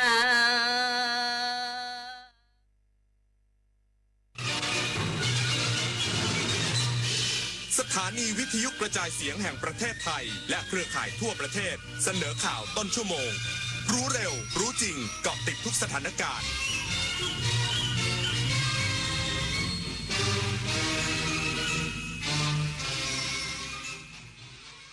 รับฟังข่าวต้นชั่วโมง 22 นาฬิกากับยุทธพร บานเย็นครับ กระทรวงการคลังเตรียมหารือธนาคารแห่งประเทศไทยกำหนดกรอบเงินเฟ้อพร้อมหามาตรการเยียวยาผู้ประกอบการที่ได้รับผลกระทบอีกสักครู่กลับมาติดตามรายละเอียดครับ มูลนิธิอนุสรณ์หม่อมงามจิตบุรชัดในพระราชูปถัมภ์ขอเชิญร่วมงานวันหม่อมงามจิตบุรชัดบุคคลสำคัญของโลกงานสร้างเสริมคนดีมีคุณธรรมครั้งที่ 37 ประจำปี 2568 พร้อมพิธีมอบรางวัลหม่อมงามจิตบุรชัดบุคคลสำคัญของโลกและรางวัลสร้างเสริมคนดีมีคุณธรรมประจำปี 2568 ให้แก่ผู้บำเพ็ญคุณประโยชน์ดีเด่นวันเสาร์ที่ 18 ตุลาคมนี้ที่หอประชุมกรมประชาสัมพันธ์ซอยอารีสัมพันธ์คุณได้สิทธิ์กู้เงิน 300,000 บาทหากสนใจคลิกลิงก์นี้ได้เลยอย่าคลิกเด็ดขาดงานพาร์ทไทม์ออนไลน์งานสบายรายได้สูงอย่าเชื่อครับชีวิตจริงไม่มีใครคอยเตือนแบบนี้กลโกงอันแยบยลอีกมากมายของมิจฉาชีพโดยการส่งข้อความโทรศัพท์สายโทรเข้าหลอกส่งพัสดุรวมถึงแอบอ้างเป็นเจ้าหน้าที่รัฐป้องกันอาชญากรรมทางเทคโนโลยีด้วยการไม่โลภไม่ตื่นตระหนกกับข้อความชวนให้หวาดกลัวไม่หลงเชื่อใครง่ายๆรู้เท่าทันสื่อไม่ตกเป็นเหยื่อของมิจฉาชีพสายบุญยุค New Normal ใช่คุณหรือเปล่าสัตว์โลกน่ารักที่น่าสงสารสร้างวัดสร้างโบสถ์เขาว่าบุญหนักทำบุญสร้างบุญสร้างกุศลโอนเลยเป็นสายบุญหรือคุณเป็นเหยื่อมิจฉาชีพกันแน่กลโกงอันแยบยลทำให้คนใจบุญตกเป็นเหยื่อทั้งในกรณีสร้างเพจปลอมขึ้นมาหลอกกรณีที่นำโครงการบริจาคจริงมาโพสต์แต่ลักไก่ใส่บัญชีตนเองกรณีนำภาพบุคคลมาแอบอ้างเช็คให้ชัวร์ก่อนโอนสายบุญโอนไวรู้เท่าทันมิจฉาชีพบนโลกออนไลน์ คุณเคยเป็นแบบนี้ไหมใช้เวลาอาบน้ำเป็นชั่วโมงเคยซื้ออาหารอย่างบ้าคลั่งแต่ก็กินไม่หมดจนเหลือทิ้งเคยซื้อเสื้อผ้าราคาไม่แพงแต่ซื้อบ่อยก็เคยหลงลืมที่จะปิดน้ำปิดไฟเมื่อไม่อยู่บ้านเคยเราอยากให้คุณหยุดกิจวัตรประจำวันที่เป็นการทำร้ายโลกช่วยกันรักษาและฟื้นฟูตั้งแต่เรื่องเล็กๆที่เริ่มได้ด้วยตัวเราอาจเป็นเรื่องใกล้ตัวที่สามารถทำได้ไม่ยากกระทรวงการคลังเตรียมหารือธนาคารแห่งประเทศไทยกำหนดกรอบเงินเฟ้อปี 2569 พร้อมหามาตรการเยียวยาผู้ประกอบการที่ได้รับผลกระทบจากมาตรการภาษีสหรัฐอเมริกานายเอกนิติธันประภาสรองนายกรัฐมนตรีและรัฐมนตรีว่าการกระทรวงการคลังเปิดเผยว่ากระทรวงการคลังเตรียมหารือร่วมกับนายวิทัยรัตนากรผู้ว่าการธนาคารแห่งประเทศไทยหรือธปท.เพื่อกำหนดกรอบเป้าหมายนโยบายการเงินสำหรับปี 2569 ว่าจะยังใช้กรอบเป้าหมายเดิมที่กำหนดอัตราเงินเฟ้อจะต้องอยู่ระหว่าง1% เช่นเดียวกับในปีนี้หรือไม่พร้อมแสดงความคิดเห็นต่ออัตราเงินเฟ้อที่ติดลบอยู่ณขณะนี้ว่าเกิดจากราคาน้ำมันในตลาดโลกลดลงและราคาอาหารสดที่ลดลงแต่ส่วนตัวมองว่าเป็นผลดีกับประชาชนที่ทำให้ราคาสินค้าไม่สูงขึ้นแต่หากมองที่อัตราเงินเฟ้อพื้นฐานที่หักราคาพลังงานและอาหารสดออกแล้วจะพบว่ายังเป็นบวกอยู่ซึ่งทำให้อัตราเงินเฟ้อทั่วไปที่ติดลบยังไม่ได้อยู่ในระดับที่น่าเป็นห่วงมากนักพร้อมกล่าวถึงความคืบหน้ากรณีที่ได้รับการแต่งตั้งเป็นหัวหน้าทีมเจรจาภาษีสหรัฐอเมริกาว่าได้มีการคุยกันนอกรอบกับรัฐมนตรีว่าการกระทรวงพาณิชย์และภาคเอกชนแล้วซึ่งขณะนี้อยู่ในขั้นตอนการเจรจารายละเอียดทางเทคนิคภายใต้กรอบภาษี19%ที่เคยเจรจาเสร็จสิ้นไปแล้วเบื้องต้นจะดึงสินค้าบางรายการออกมาจากบัญชีภาษี19%เพื่อให้เสียภาษีที่น้อยลงรวมถึงการเจรจาในเรื่องของการกำหนดสัดส่วนสินค้าที่ใช้วัตถุดิบในประเทศหรือ local content และมาตรการเยียวยาผู้ประกอบการที่จะได้รับผลกระทบจากภาษีสหรัฐพร้อมกับยืนยันว่าจะไม่รื้อผลการเจรจาที่รัฐบาลชุดก่อนได้ดำเนินการเสร็จสิ้นไปแล้วปฏิพล สัทธพรหมมารายงานการลงทะเบียนโครงการคนละครึ่ง plus ในพื้นที่ภาคใต้ได้รับการตอบรับเป็นอย่างดีโดยตลอดวันมีผู้ประกอบการร้านค้ารายย่อยเดินทางมาลงทะเบียนเข้าร่วมโครงการที่ธนาคารกรุงไทยอย่างคึกคักโดยที่จังหวัดสงขลามีผู้ประกอบการมายื่นเอกสารและกรอกข้อมูลจำนวนมากวันนี้ที่ธนาคารกรุงไทยสาขาโรงพยาบาลสงขลาบรรยากาศเป็นไปอย่างคึกคักหลังรัฐบาลเปิดให้ร้านค้ารายย่อยลงทะเบียนร้านค้าเข้าร่วมโครงการคนละครึ่ง plus วันแรกเพื่อกระตุ้นเศรษฐกิจฐานรากและลดภาระค่าครองชีพของประชาชนโดยมีผู้ประกอบการทยอยมายื่นเอกสารและกรอกข้อมูลจำนวนมากส่วนใหญ่เป็นร้านค้าที่สมัครใหม่ต้องเตรียมเอกสารเช่นบัตรประชาชนสมุดบัญชีธนาคารและรูปถ่ายหน้าร้านมายื่นต่อเจ้าหน้าที่เพื่อดำเนินการตรวจสอบข้อมูลนางหนูเวียงนุ่นสวัสดิ์แม่ค้าขายผลไม้ในเขตอำเภอเมืองสงขลากล่าวว่ารู้สึกดีใจที่รัฐบาลเปิดโอกาสให้ร้านค้ารายย่อยสามารถเข้าร่วมโครงการคนละครึ่ง plus ได้เพราะช่วยเพิ่มยอดขายและขยายฐานลูกค้าโดยเฉพาะกลุ่มผู้ที่ใช้แอปพลิเคชันเป๋าตังที่นิยมใช้สิทธิ์ส่วนลดในการจับจ่ายสินค้าถือเป็นโครงการที่ช่วยผู้ค้ารายย่อยให้มีโอกาสแข่งขันในตลาดได้มากขึ้นธัญวรรณ จิระโร สวท.สงขลารายงานส่วนที่อำเภอเบตงจังหวัดยะลาพบปัญหาของผู้ประกอบการบางรายโทรศัพท์ไม่รองรับในการดาวน์โหลดแอปพลิเคชันถุงเงินเวอร์ชันล่าสุด วันแรกของการเปิดให้ลงทะเบียนโครงการคนละครึ่ง plus สำหรับผู้ประกอบการร้านค้าบรรยากาศที่อำเภอเบตงจังหวัดยะลาพ่อค้าแม่ค้ารายย่อยทั้งร้านที่เคยเข้าร่วมโครงการและรายใหม่ต่างให้ความสนใจเข้าร่วมโครงการและอัปเดตแอปพลิเคชันถุงเงินเพื่อรองรับลูกค้าในโครงการคนละครึ่ง plus โดยนางสาวมีนาดือมาลีเจ้าของร้านขายของชำบอกว่าลงทะเบียนเป็นครั้งแรกเพราะมองว่าเป็นโครงการที่ดีและตอบโจทย์เป็นอย่างมากสำหรับชาวบ้านเพราะช่วยลดค่าซื้อของได้ถึงครึ่งหนึ่งต่อสินค้า1อย่างกระตุ้นการใช้จ่ายและลดรายจ่ายให้ชาวบ้านไปในตัวร้านค้าก็ขายของได้ขณะที่บรรยากาศที่ธนาคารกรุงไทยสาขาเบตงจังหวัดยะลาผู้ประกอบการรายใหม่เดินทางไปยื่นเอกสารสมัครเข้าร่วมโครงการอย่างต่อเนื่องโดยมีเจ้าหน้าที่ธนาคารคอยให้คำแนะนำส่วนปัญหาที่พบจะเป็นเรื่องของการไม่สามารถดาวน์โหลดแอปพลิเคชันถุงเงินเวอร์ชันล่าสุดได้เนื่องจากโทรศัพท์สมาร์ทโฟนเป็นรุ่นเก่าซึ่งโทรศัพท์ที่ใช้ต้องเป็นระบบ Android 10.0 ขึ้นไปหากเป็นระบบ iOS จะต้องเป็นรุ่น 15.0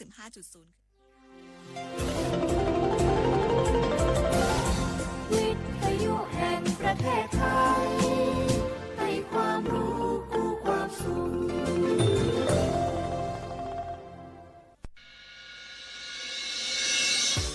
านีวิทยุกระจายเสียงแห่งประเทศไทยจังหวัดเชียงใหม่ AM 1476 กิโลเฮิรตซ์สถานีวิทยุภาคภาษาชาติพันธุ์แห่งเดียวในประเทศไทยที่มีความทันสมัยเชื่อถือได้สร้างอัตลักษณ์กลุ่มชาติพันธุ์สู่สากล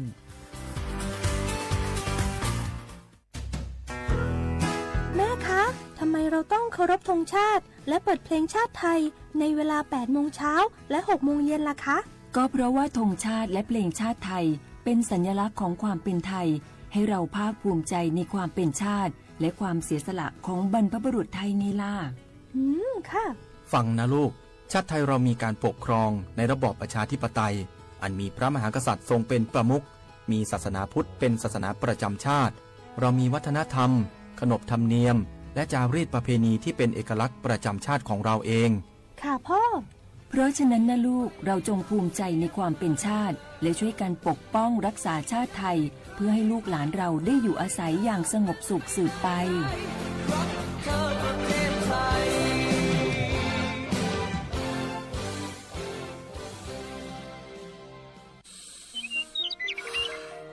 เจ้าจะอี้อากาศกำลังดีมีหมอกมีเหมยมีน้ำข้างเหมือนในฝันเลยเนาะเจ้เนาะใจละยิ่งตอนแรงซ้ำหายนะช่วงตะวันจะตกดินน่ะฟ้าเป็นสีทองงามแต่อากาศแบบนี้นี่นักท่องเที่ยวชอบเนอะว่าได้สาวๆมายืนตากน้ำข้างอย่างกันอยู่นี่บ้านหนาวมันก็นี่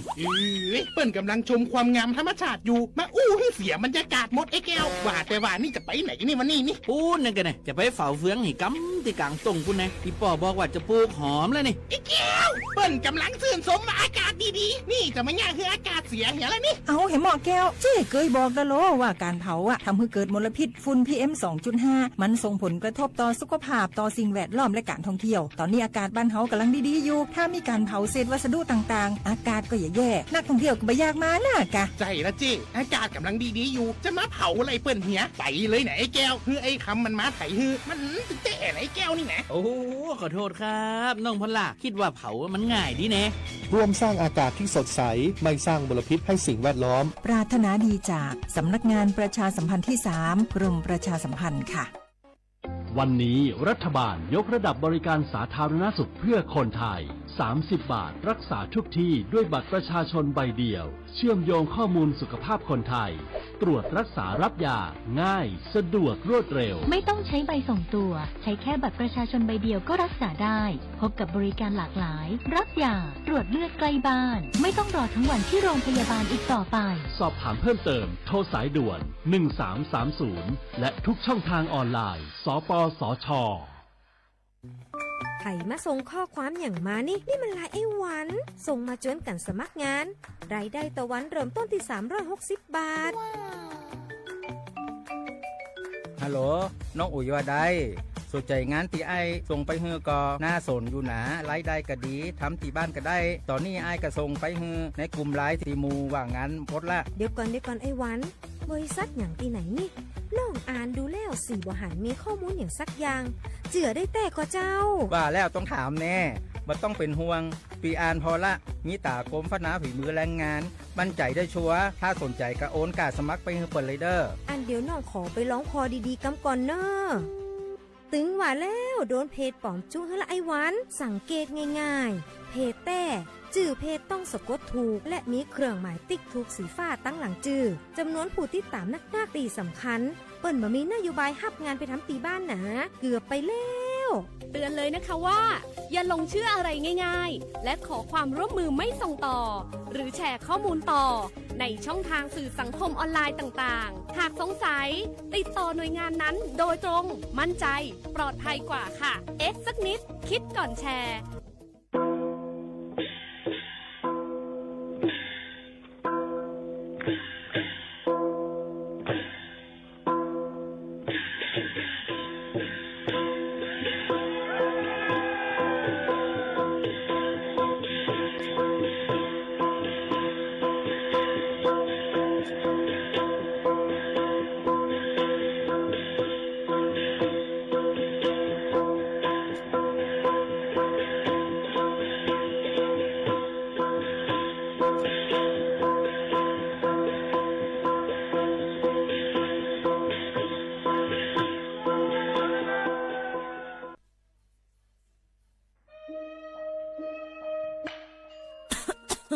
จ่องว่นเมียนห้าจันล้มถวยเจอเซียนเซิงมันหายกว่าแล้วเมื่อก่อนเฮายังเลยสุดล้มถวยเจอเลยเต็มปอดอยู่ถึงมามือเหลียวไฟไม่ป่าเถินเลยหมอกก้อนก้องก้อนโม PM 2.5 เป็นเพต่อสภาวะฟิงตื้นเป็นเสอำกายังปั่นพรให้จ้าต่อไปอยู่หลีเฮาเทียงกวันลูกดีเผาป่าไม่เถินเผากวยเหยื่อยุกยักซ่อมให้จอมสวนเสเป็นเงาหักเฮ็ดเฮาเป็นหมอกก้อนก้องก้อนโม PM 2.5 ตุ้มเตอร์ต่อเนื้อวานในสวนแหล่เป็นเพต่อตั้งเป็นปอดหูเจอจังเป็นตั้งเป็นผายร่วมถวยเจอต่อลูกอ่อนได้ก้นเท่าเทียงลูกก่อนเฮากูก็หลุเลยใจแถมกันเฮกังลุยอ่ำเผาป่าไม่เถินเฮ็ดแหลนเฮไฟ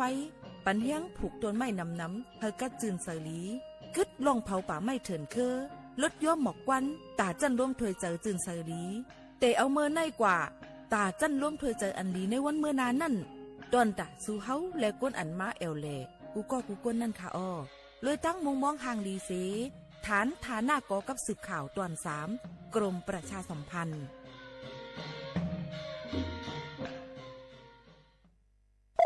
ในซุ้มกว่าสีปองสีแล้วอ่อนก้อยเต้เจ้าเก่าไปเป็นสังเสก้อยน่ะโปปันซุ้มเสออกไปเต้เจ้าปันเจ้าเก่านั่นสุดที่นั่นยอง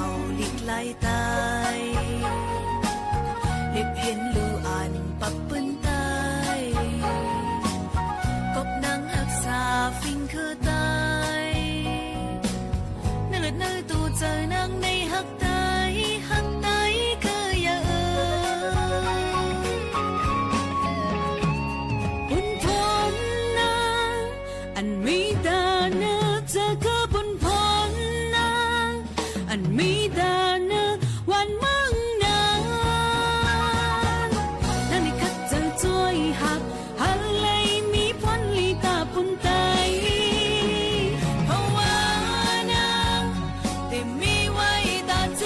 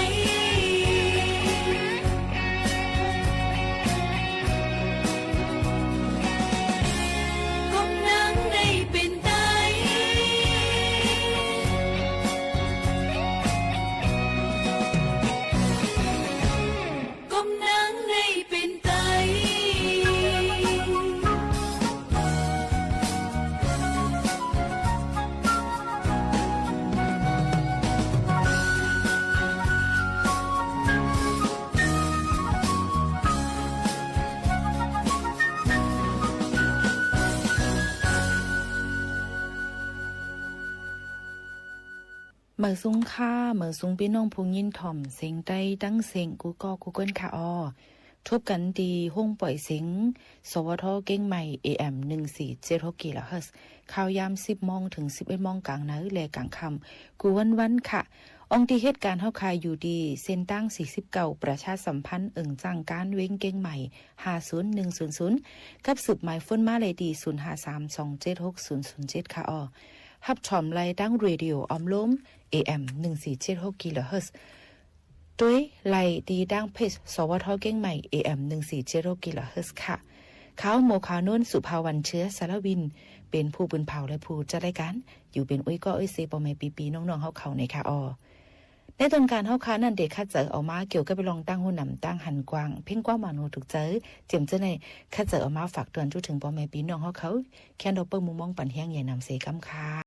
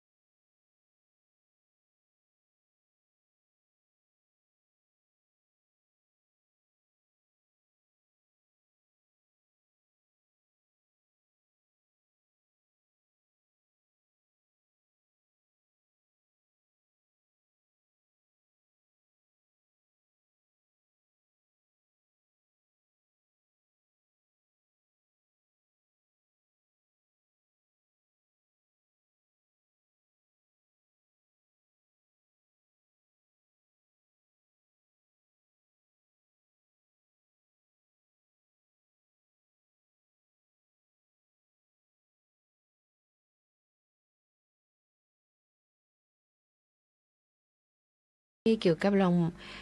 ปืนหูตั้งหันจิคิกจอกคอกเอามายืนแหม่งปันพ่อแม่พี่น้องเขาค่ะเกี่ยวกับลองตอนการป้ายอยู่ลีเอามาลองสังเฮาขามาหบมาทุบกันในยุ่มยำว่าเตมีนำต้อนพรลีตาพ่อแม่พี่น้องผู้ถ่อมสิ่งใต้เขาอ่ำนำก่อเก๋นะคะ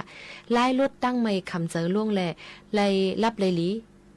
ตาเดเฮาขาเดเขานอนนั่นเฮาเดเฮ็ดซึ่งหื้อในก็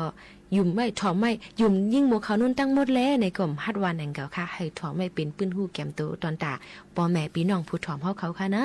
ไล่รถตั้งไม่คำเจอล่วงแลรับเลยลีมือเฮาขาดดีกว่าเขานอนนั่นเนี่ยก็เปื้อว่นน้ำคำเจยหลายลองจ้อมนาการอันเฮ็ดมาข้าวเฮ็ดการนั่นสิแลมีลองเจยสุกยุงจ้อมการอันเฮ็ดเย้าสิเจอไปเลยเฮ็ดอำนั้นมีลอง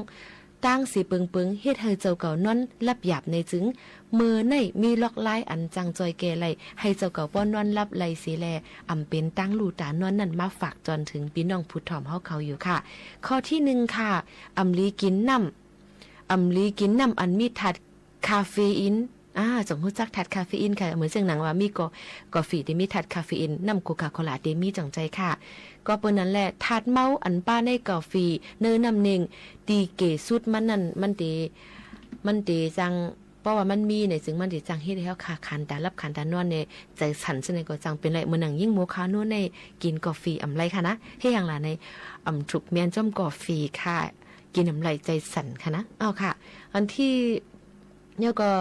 เพราะว่าเฮาค่ะกินกว่าอันมีถาดคาเฟอีนในนั้นในตีเอสุดมัน4ชั่วโมงนาทีเขานอนนั่นสังว่าจำเป็นลำลองในได้ตักได้เลยกินจึงถูกลีกินล้นเหลือหมอก2ก๊อกค่ะอย่าไปกินเมื่อเฮาค่ะได้รับ4ชั่วโมงเนี่ยอย่าไปกินอันเป็นถาดคาเฟอีนจึงหนังไหนค่ะเมื่อเฮาค่ะได้นอนกูคานตาลับคานตานอนเคลับเคนอนตาตั้งติ๊กซิกนี่ค่ะเนาะนั่นเนี่ยค่ะสังว่ามันตึมพ้องหรือไรเนี่ยก็ตักได้เลยกินปันอย่าไปให้ป่น2ก๊อกนี่ค่ะอันที่2ค่ะปิกแฮนด์โฟนปิกโทรศัพท์นาเตเขานอนหนังฮือเตมีเผยกับสืบมานั่นมือเขาขาดตีนอนรับนั่นเลยค่ะกลับมา11-12 โมงกลางคืนหนูก็ตลาดลงมาเลยค่ะเนาะมันสุกซากไว้นั่นก็ค่ะอันก้นดาเด็กกับสืบนั่นก็หลูเลยหูข้าวยามหรือนั่นก็สังว่ามีลองลำลองคองเจอเนี่ยก็กับสืบหากันไล่อยู่นั่นเก่าเนี่ยค่ะอันที่3ค่ะ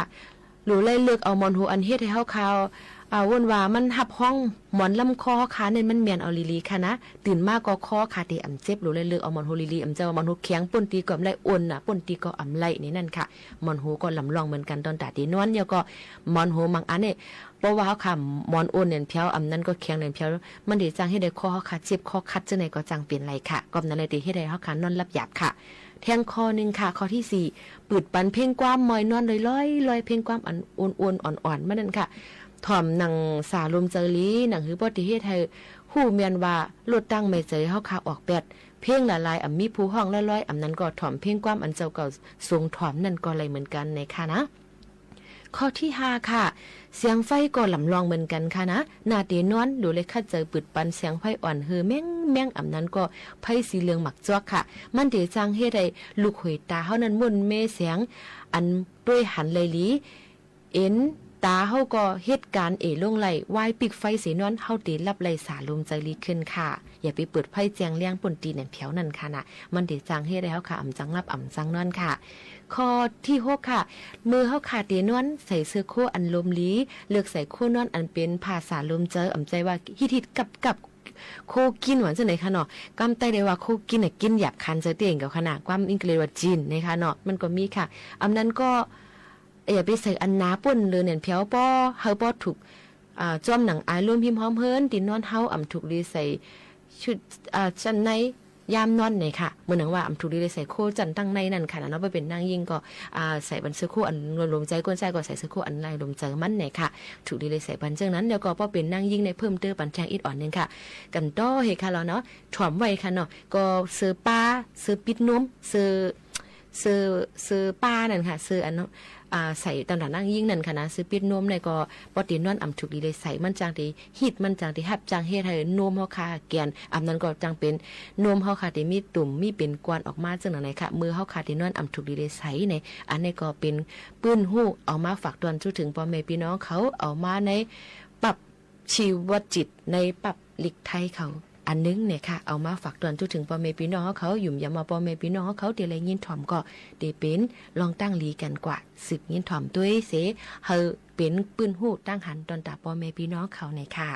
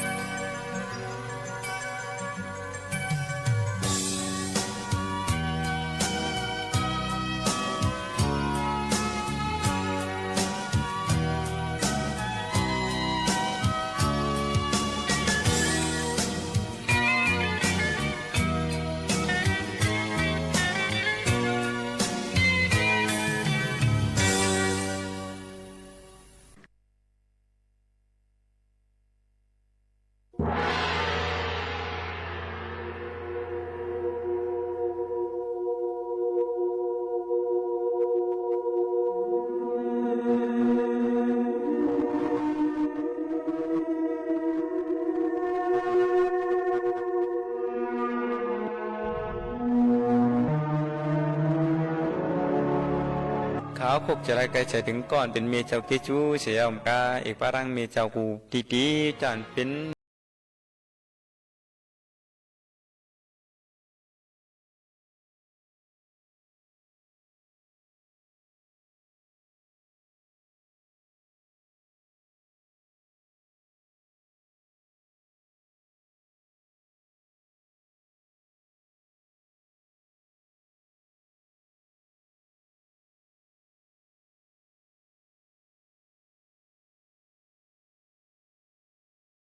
อติขา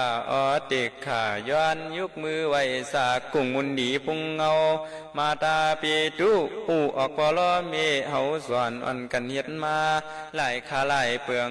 ยักเรศเจหลายก็เมียมปันขี่ตกมองจักส่องลูกยิงลูกใจเลยอยู่เปียวเกิดมีก็เพียงพอดีเจอวันเลิกกินตวนมีผมเป็นกินยามนอนไม่ใจจำลูกยิงลูกใจกูตีกูเตียงวันเมืองตีไก่ก็โยปีฮีเมียนวังในประวัติใส่จับใส่ลูกยาวเคแค่มาลูกเสียเป็นสังกามีก็ยังหักยังหลูลำเปียงซิมตัวรู้ว่าอันวังก็กากินเหล้าวังก็กาสูยาวังก็กาต่อวังก็กาล่วงวังจ้าก็กาลักว่าเป็นผู้หลักคนจวนผู้ไหลมาเนว่าใจเก่าในพิษเย้ามียังว่าพิษมีที่ว่าใจไอ้คนดีมีสุขมีสิวเจอปั่นลูกยิงลูกใจให้พ่อเลยอยู่เปียวมีแน่ฮักเขาเย้าเชียข่าวังปอกนายมีเฮือน่ะมีความเย็นขำกันทำไข่ปันลูกหูในกลางเจอมีวังปอกมาก็มีก็ทุกข้ากินเชียเก้ากับคือตั้งหรือกินตอนบางปอกยามกินยามนอนพวกคำลูกยิงลูกใจไปรับเย้าเชียข่ามีตั้งมอยรับตาวังพวกวางไหลเย้ากินข้าวกินพักแล้วสังด้วยรู้อ่ะมีในขามเอาเป็นป่าในปันก่อนเป็นลูกใจลูกยิงอ่อนกินเสียวแหละกินกึดกลางกึดลูกเมฆก็มาจุกมาเลียมวางปอกช่ำขึ้นลุกขึ้นถามบ่ามีซ้ำที่แหละกินเช่นนั้นล่ะเมเจ้าก็ตอบมาว่ากินละลูกกินเนื้อมันเฮปีกินเนื้อเทียนหวานขึ้นโฮปาเมก็เลี้ยมกินนี่ก็ว่าเมฮักลุกหนาวเหลือเปียงเมฮอดบอกเชียงว่ากินละมันหวานเนื้อมันลูกมีใครกินกังมีใครกินดุตีเต้เมียวดูเฮาอำพัดกินบางพวกนักนกดินนกซ้ายอำปันลูกยิงลูกใจกินบางพวกนกดินมีก็เก็บกินเก็บเน่บางพวกตั้งทุกข้าในเดี๋ยวมันเมียกูเจ้าคาเตบอกปากแรงกาปันกวนเจี๊ยถามพี่น้องไตที่ไหนผู้กวนถามเฮาคาตางน้ำเย้า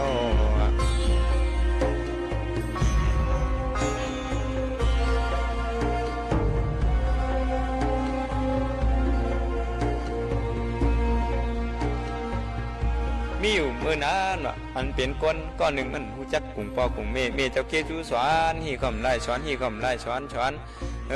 ถึงหน้าวันหนึ่งมามันก็สอนระยะออกวันออกเมืองกะมีลูกมีลางเจียก็มันมีลูกมาให้นะวะก็มันลูกทำใครเมียวกะเมียวมาเลี้ยงไว้เอาปลาในวืดกับเมียวอ่ะดูเคยเป็นเมียวกินเมียวก่อนนะไงอยากด้วยลูกมันกินอิ่มเมียวขึ้นนั้นจับหมดจับบันมีมันก็เลี้ยมกินก็มันมีมันเลี้ยมกินน้ำวนถึงเมเจ้าเกจูมันก็ไปฮัดบวกถึงมาแทงวันหนึ่งมันก็โหเนื้อสมันวืดกว่าล้างคางเฮือนนั่นอันเป็นตองมันนั่นเมียวอันเจนั่นมีวันไหนกะเก็บเลยจำตองอันเมียอันเจนั่นกะหิมอ่ะมีมันก็ปันดีปันหิมเนี่ยมือเราก็เรียกนั่นเนาะมีเจ้าเกจูก่อนได้เมื่อเขากินข้าวใหม่ปลานั่นในสังหมายปันกำข้าวใหม่กำข้าวดีสุกสีเพิ่มนกดินนกทรายปันนกปันหมดจีเมียงตอมอะไรความอะไรขึ้นเมตินออกมาปันเมมขามกินเย็นกันเมื่ออยู่7 วันก็สู่เข้า9 เดือนก็สู่เกิดว่าจังไหนเสียแล้วตั้งแต่เขาเกิดมาไหนไปตอบผงเกจูอย่างน้องน้อยเนาะมาวนด้วยขึ้นจังไหนเสียแล้วมันก็น้ำตาไหลลงมาน้ำเกี่ยมมันเสียก็ที่หีนอเนี่ยมันมาด้วยต้องมีหักลูกมีก้นก็ลงสัตว์ก็เพ่งกันตรงนั้นเนี่ยมันก็ปอกของมือขึ้นบางเฮินมันขึ้นมือถึงแล้วมีก็และชุดเชียงความกะก็ไม่เกาที่หีเนาะในเมืองกวนเนี่ยปากเมเสียนเมเฮงเมหมื่นเมล้านเมก็เพ่งเมก็เหลียวยาวเนี่ยมันก็มือนังไงให้มีผู้ถอนก้อนหนึ่งมาลาดนี่มันมาไม่ให้อย่างใจให้ก็มันมาขึ้นยาวก็มันมีมันไข่กินมีอยู่เมียหนึ่งว่ะไข่กินหมักเกียงนะวะกามาเกียงมาสุกมาต่างวันต่างกองว่าป้วนรถพื้นเอาวะจังว่ากินเนาะไหนเมื่อมีเมืองกวนเขาหล่อเลี้ยงเขาเมียเจ้าเกจูเขาเมื่อเขามีเมืองกวนอยู่น่ะเมื่อเตี้ยวตรงตาอาปากกาไหลมาไหลอยู่ เฮาขาหลวนกันลุมล้อมลืมลาอย่าปันมองปันชาตัวรู้มือเฮาขาก็เรียกนั่นเมื่อเฮาไปหมอลาดกามมีก็ใครลาดเมื่อเฮาไปหมอจุกหมอปันมีก็เอาปันออมต้อมสุกชีในดีในบ้านมีก็มาป้อนปันก้อยยามนั้นมีก็ทุกข์เพราะว่าเปลี่ยนกวนให้ลูกเก่ามนดีไปตั้งแลหันมีกันหันเสียงนูเสียงนกอ่อนห้องกาขวัญจนไหนมีก็เตียกสอนปันโจโจเจเซเหมือนเสียเมียงวีห้องปันจนโจจอดวางพวกนายหนอมีเจ้าโซโซเล่าคู่เก่ามีเจ้าอำต้นไล่ปินมีเจ้าคำกินเสียนเข้ากับเกิดดังเหลือกินตอนยามในมีเจ้าอ่อมไผ่นั่นดังตุกข้าเลือดไม่กาเป็นพื้นเป็นไผ่ส่วนใส่เท่าแต่อ่ำหูคุกจะเลยว่าใครกินนมเย้าใครกินข้าวใครเละใครเล้าใครไล่ใครกินอันใดก็ห้องให้เป็นตังไม่ปลอมีนำขึ้นเพราะว่าใจได้ยิงอย่าปันได้ตกลื่นใครย้อนเจสั่งหัวใจสู่พี่น้องเพื่อเจอไตกูเหมียวตีกูเหมียวผู้คนทำเฮาข้าเพียงกันเย้าในกำไม้ขาวทีหวยวันโกสูอันเป็นเมียเจ้าคิดอยู่นางเสียงเมียป่าทัดชินธรรมคาเตส่งยินจูเมียตาอันกุงยากุงปอเมเจ้าทั้งสองที่ได้ลืมลาคาเตส่งปันปากูเจ้ากัดเย็นเพ่งกันที่ขานอยานสุปานให้เมเจ้าเกจูไลมีเสลองกัดเย็นใจดีอย่ามีเพมีเคนให้เมเจ้าเกจูไลกัดเย็นดีกว่ามีอาศักยินยาวอยู่ในศาสนาข้าจอมเอาลูกล้างต่อเต้าหอเทียดแคมจากกาตั้งไข่นั้นเสียคำตาเอาขาลูกลังยามสู่อธิษฐานให้มีเจ้าเกจูปอเจ้าเกจูตั้งเสียงไรกัดเย็นใจสิคำตาโนสาธุ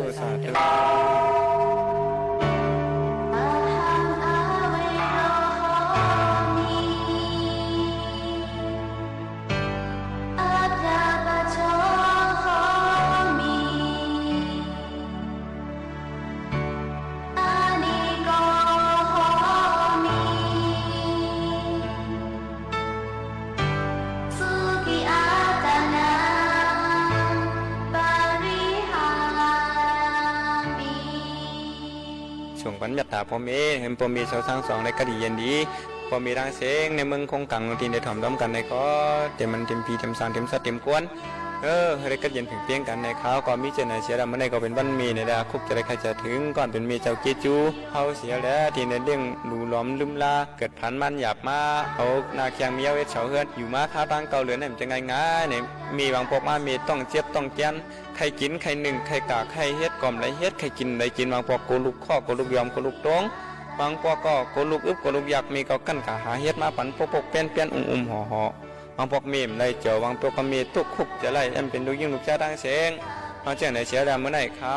ที่ย้อนชื่อปันมีเจ้าเคจูมีจังไหนเสียแล้วเฮมีเจ้าเคจูกูเจ้าปีว่ามีของข้าเจ้าที่อันที่มีอยู่ในเมืองกวนในก็เฮอะไรก็เย็นเพียงเพียงกันเจ้าวุ่นใหญ่คนน้อคำนั่งหอคำหอขาในก็เฮอะไรก็เย็นเพียงเพียงกันเสียกัมหอค่ะให้มีเจ้าเคจูได้อยู่ดีกินหวานก็เย็นเชื้อสามีมังกราจะเมียตาตั้งลงตั้งหลายผีหันผีเมียตาเนื้อเมค่ะก้นหันก้นเมียตาเนื้อเมค่ะสัตว์หันนี่ก็สัตว์มีเมียตากรุณาเนื้อเมค่ะเสียแล้วให้เมค่ะอยู่ดีกินหวานแก่เชื้อสาอีกบ้านเมเจ้ากูเจ้าย่านเป็นเมก้นปอก้นอยู่ในเมืองก้นไหนนี่ก็เฮอไรกัดเย็นผิงเป้งกันอาสักยินยาผิงเป้งกันสีคำเขา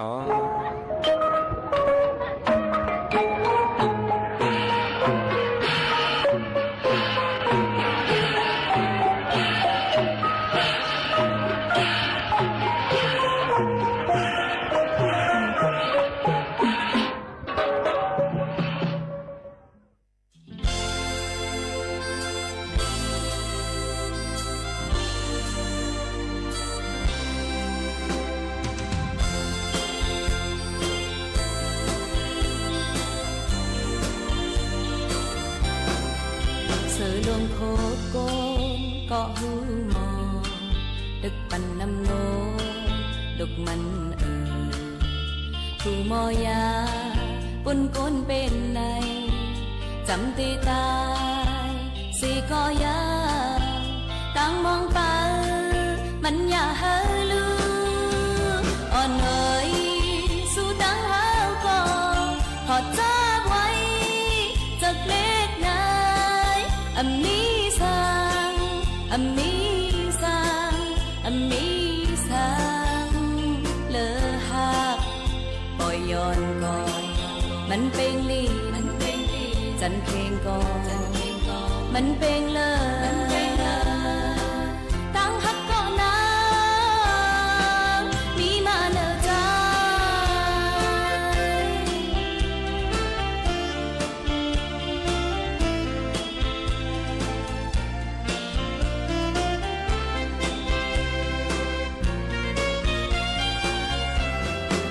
เหมือนจังไตก็เจ็ดเดตุยต่อกันมาพ้องตัวยาดงเจ้าก็มาเท่ามันเสอ่อนเฮาไหลตายจอมกันในย้อนสู่ตองแปะกันนานยาอ่อนน้อยสู่ตั้งหาก็ขอจากไว้จากเล็กนายอันมีสังอันมีสังอันมีสังเลอหักปล่อยย้อนก่อนมันเป็นลีจันเพลงก่อนมันเป็นเลยตั้งหักก่อนนะมีมาเนอใจ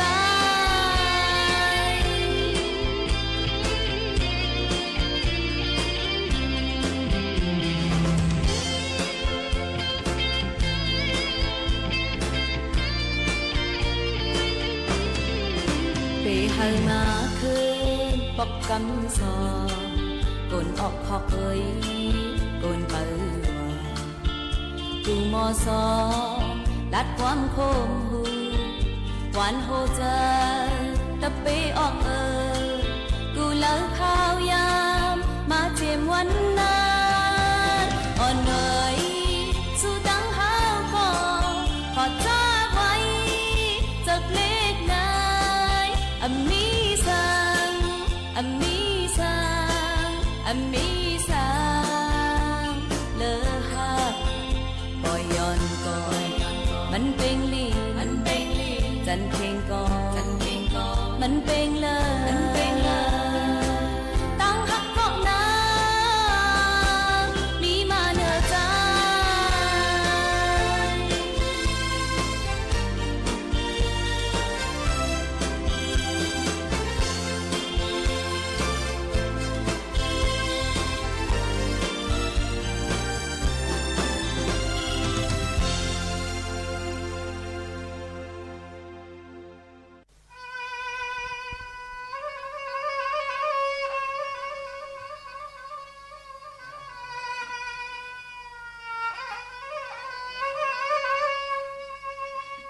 นี่ปืนมานุ่งปันยายันมองหนอลุยิงปันปริปังสองนอน้องตึงมางเพ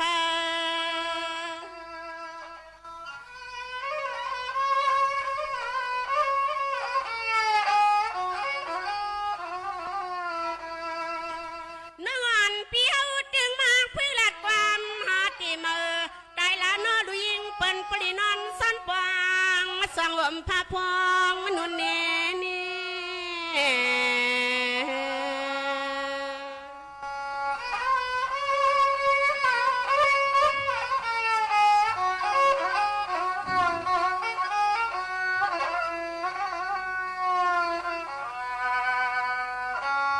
เสียงอ่างน้องยิงเปียวสังเศร้าก็เลยกอดใจน้องยิงหยวนมลอนเติมเปียวว่าสวมมากับคำมาคุณเป็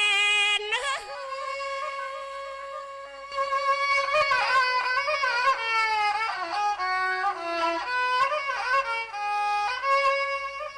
ที่ลูกก็บันปีเศร้ามีสีคำค้างความอ่อนหรือเนาะเสียงอ่างน้องฮักปีติดใจอมเลียเจอตาสุยดูอยู่ป้องหอมงานหอมยีลุงมีสุดต่อเท่าเสลาคำมันนักเตะสำรวมสุดตองเมียง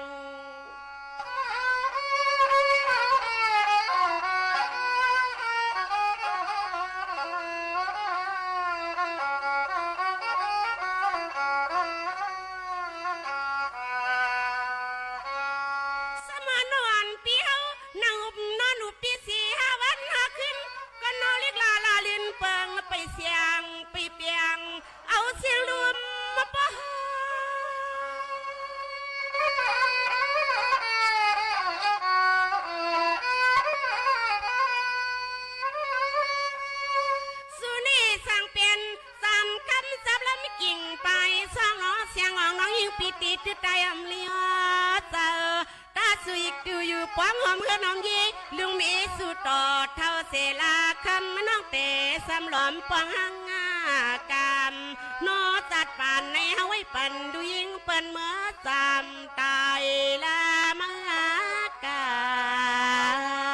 ม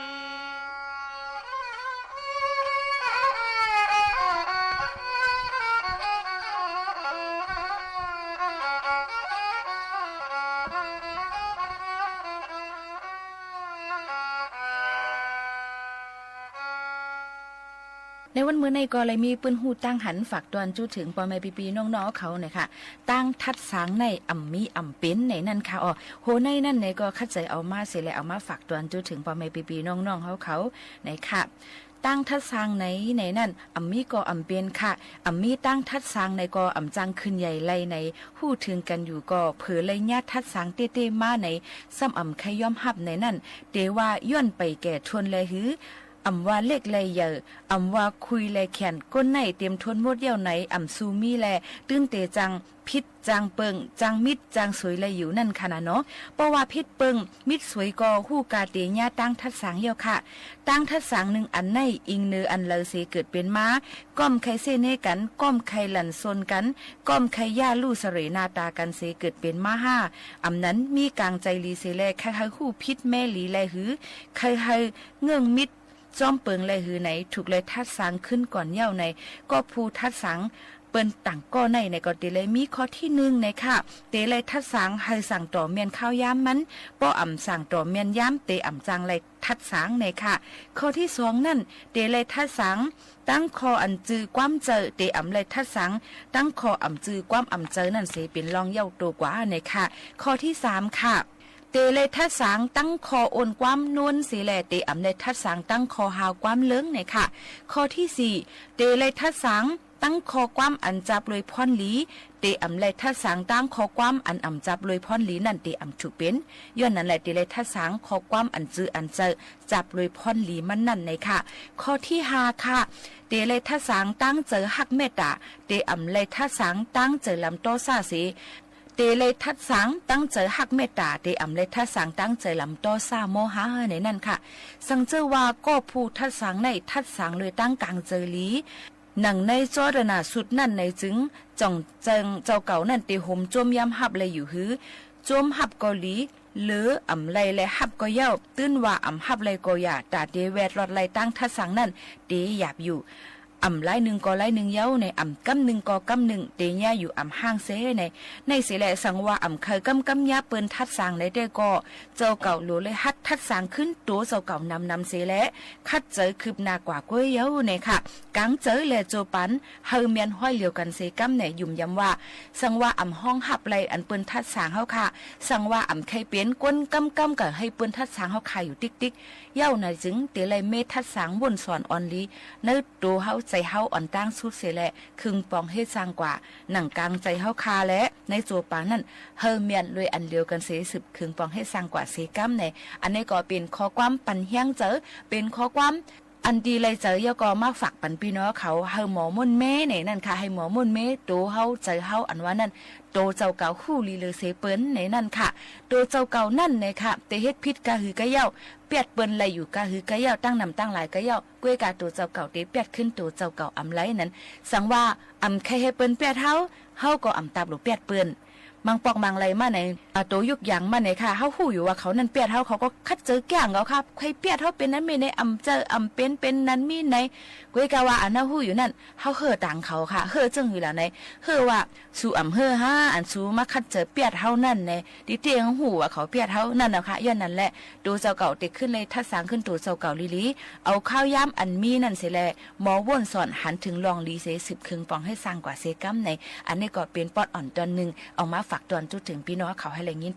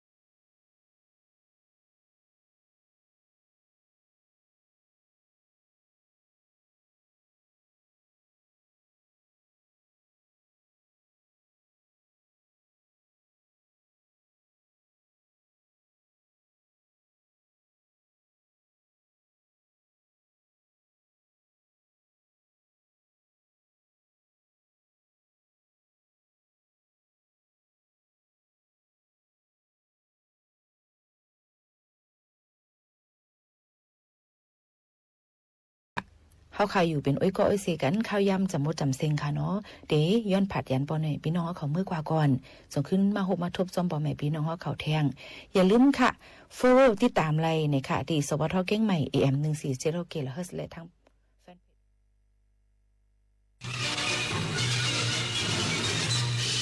สถานีวิทยุกระจายเสียงแห่งประเทศไทยและเครือข่ายทั่วประเทศเสนอข่าวต้นชั่วโมงรู้เร็วรู้จริงเกาะติดทุกสถานการณ์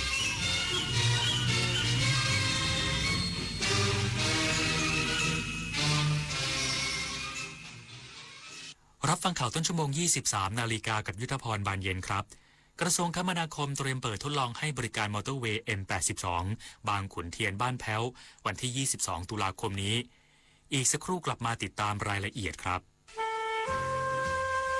โครงการพัฒนาระบบกสิกรรมด้วยศาสตร์พระราชาช่วยส่งเสริมอาชีพให้เกษตรกรโดยรวมกลุ่มเพื่อช่วยเหลือตนเองและช่วยเหลือซึ่งกันและกันให้มีความเป็นอยู่ที่ดีสร้างความเข้มแข็งในระดับชุมชนแต่ละพื้นที่อย่างเหมาะสมต่อเนื่องสู่การพัฒนาที่ยั่งยืนเพื่อให้เกษตรกรสามารถดำเนินชีวิตได้อย่างมั่นคงด้วยหลักเศรษฐกิจพอเพียง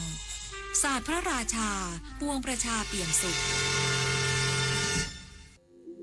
อาชญากรรมออนไลน์ความท้าทายและโจทย์ใหญ่ของประชาคมอาเซียนที่ต้องผนึกกำลังกันรับมือภัยไซเบอร์ในภูมิภาคผ่านกรอบความร่วมมือสู่โรดแมพ 4P Preventing ป้องกันการแทรกซึมขององค์กรอาชญากรรม Pursuing นำคนผิดเข้าสู่กระบวนการยุติธรรม Protecting ปกป้องเหยื่อและกลุ่มเปราะบาง Promoting เสริมพลังความร่วมมือทุกระดับร่วมสร้างภูมิภาคที่ปลอดภัยไร้พรมแดนและเข้มแข็งไปด้วยกันดินถล่มภัยพิบัติในช่วงหน้าฝนโดยเฉพาะพื้นที่เสี่ยงภัยมักส่งสัญญาณความผิดปกติทางธรรมชาติสังเกตพบสัญญาณจากฝนที่ตกหนักนานกว่า6ชั่วโมงระดับน้ำในแม่น้ำลำห้วยสูงขึ้นเร็วและดินอยู่ในสภาพชุ่มน้ำผิดปกติน้ำเปลี่ยนเป็นสีเดียวกับสีดินภูเขาได้ยินเสียงการไหลของโคลนให้รีบอพยพอยู่ห่างจากลำน้ำให้มากที่สุดและโทรขอความช่วยเหลือสายด่วนนิรภัย1784เยาวชนคือพลังสำคัญในการขับเคลื่อนอาเซียนไปข้างหน้าประเทศไทยพร้อมสนับสนุนเครือข่ายเยาวชนอาเซียนให้แข็งแรงเป็นมิตรและรวมพลังด้วยการสนับสนุนเครื่องมือดิจิทัลและพื้นที่ให้เยาวชนได้แสดงออกลงทุนในโครงการพัฒนาเยาวชนสนับสนุนความร่วมมือข้ามพรมแดนและส่งเสริมการเข้าถึงการศึกษาทักษะสำหรับอนาคตอย่างเท่าเทียมเยาวชนอาเซียนคือพลังสร้างอนาคตกระทรวงคมนาคมเตรียมความพร้อมเปิดทดลองให้บริการทางหลวงพิเศษหมายเลข 82 สายทางยกระดับบางขุนเทียนบ้านแพ้ววันที่ 22 ตุลาคมนี้บรรเทาปัญหาการจราจรนายพิพัฒน์รัชกิจประการรองนายกรัฐมนตรีและรัฐมนตรีว่าการกระทรวงคมนาคมกล่าวภายหลังลงพื้นที่ตรวจติดตามความคืบหน้าโครงการก่อสร้างขนาดใหญ่บนถนนพระราม 2 ว่าได้ติดตามความคืบหน้าโครงการทางหลวงพิเศษหมายเลข 82 หรือ M82 สายทางยกระดับบางขุนเทียนบ้านแพ้วและโครงการทางพิเศษสายพระราม 3 ดาวคะนองวงแหวนรอบนอกกรุงเทพมหานครด้านตะวันตกจากการลงพื้นที่พบว่าโครงการทางหลวงพิเศษระหว่างเมืองหมายเลข 82 ช่วงบางขุนเทียนเอกชัยระยะทาง 8.3 กิโลเมตรก่อสร้างแล้วเสร็จมีความพร้อมให้บริการจึงได้สั่งการให้กรมทางหลวงเปิดให้ประชาชนทดลองใช้เส้นทางดังกล่าวได้โดยไม่เก็บค่าผ่านทางตั้งแต่วันที่ 22 ตุลาคมนี้เป็นต้นไปก่อนเปิดให้บริการในเชิงพาณิชย์เต็มรูปแบบอีก 2 ปีข้างหน้าสามารถใช้เส้นทางเชื่อมต่อโครงข่ายทางพิเศษกาญจนาพิเศษบางพลีสุขสวัสดิ์ทางหลวงพิเศษหมายเลข 9 สายวงแหวนรอบนอกกรุงเทพมหานครถนนกาญจนาพิเศษช่วงพระประแดงต่างระดับบางขุนเทียนเพื่อเข้าสู่ทางหลวงพิเศษหมายเลข 82 สายทางยกระดับบางขุนเทียนถึงบ้านแพ้วช่วงต่างระดับบางขุนเทียนเอกชัยได้อย่างต่อเนื่องนพศรแก้วคำรายงานกรมการข้าวร่วมกับกรมการเปลี่ยนแปลงสภาพภูมิอากาศและสิ่งแวดล้อมและองค์การบริหารจัดการก๊าซเรือนกระจกส่งเสริมการผลิตข้าวคาร์บอนต่ำ1 ล้านไร่สร้างมูลค่าข้าวไทยยกระดับสู่การผลิตอย่างยั่งยืนนายอานนท์ นนทรีอธิบดีกรมการข้าวเปิดเผยถึงการหารือร่วมกับนายพิรุณไสยสิทธิพาณิชย์อธิบดีกรมการเปลี่ยนแปลงสภาพภูมิอากาศและสิ่งแวดล้อมและนายนกร ตันกะวิรพัฒน์ผู้อำนวยการองค์การบริหารจัดการก๊าซเรือนกระจกหรืออบก.พร้อมผู้บริหารจากทั้ง3หน่วยงานว่า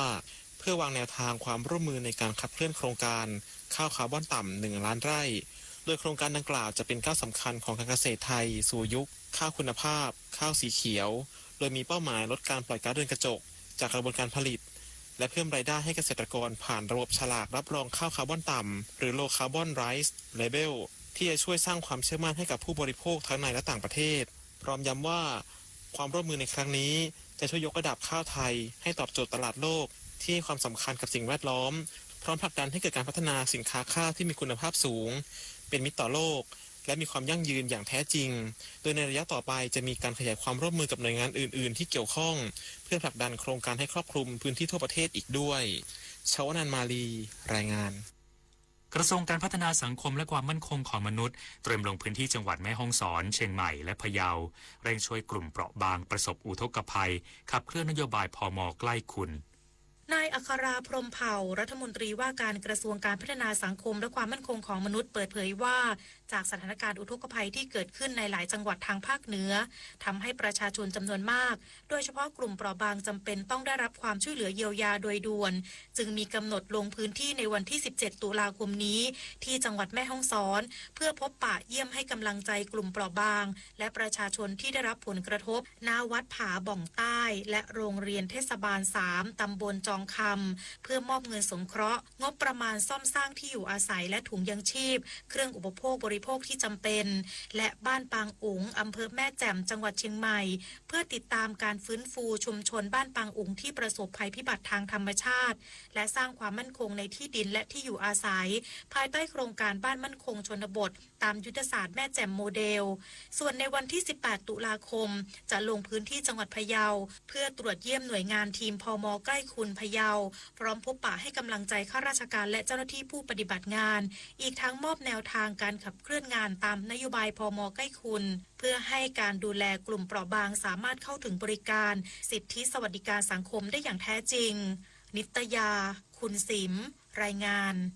จบข่าวยุทธพรบานเย็นอ่านรับฟังข่าวครั้งต่อไปเวลา 6 นาฬิกาครับติดตามข่าวที่นำเสนอไปแล้วได้ที่ www.thainews.prd.go.th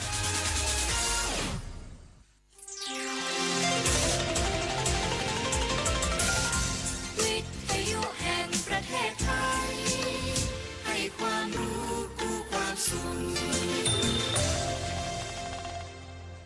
ต่อไปนี้ขอเชิญท่านฟังรายการเพื่อนฝันดำเนินรายการโดยจารุลิน มุสิกพงศ์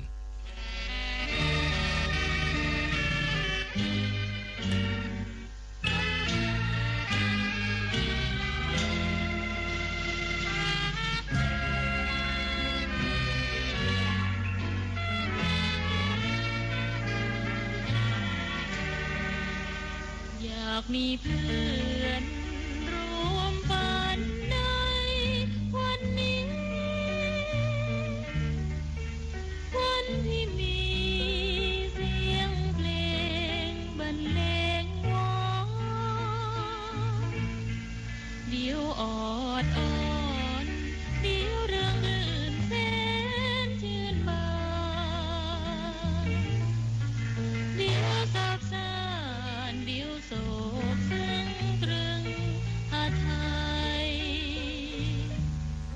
ชั่วโมงที่2ของเพื่อนฝันวันพุธที่15 ตุลาคม 2568 สุภฤกษ์ธรรมฤดีควบคุมเสียงค่ะฟังเพลงมหาอาณาจักรไทยโดยคุณประหยัดไซสิริขับร้องนำผลงานของหม่อมเจ้าศิวากรวรวรรณด้านคำร้องทำนองโดยครูนาถถาวรบุตร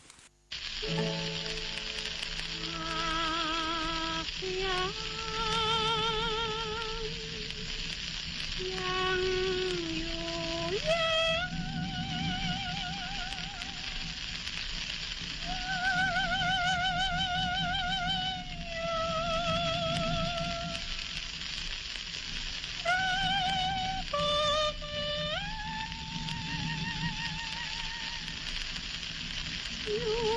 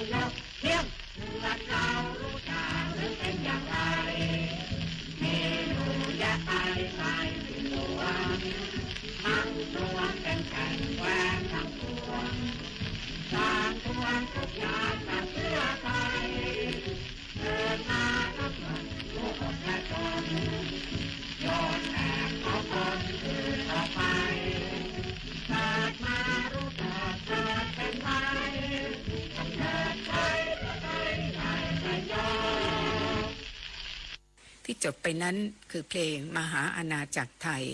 คุณประหยัดใจสิริเป็นผู้ขับร้องนำค่ะผลงานของหม่อมเจ้าศรีวากรวรวรรณและครูนาถถาวรบุตรและคุณภาหวังในธรรมจะต่อได้เพลงต้นตระกูลไทยผลงานของพลตรีรวิจิตรวาทการจากละครเรื่องอานุภาพพ่อขุนรามคำแหงแสดงเมื่อปี 2497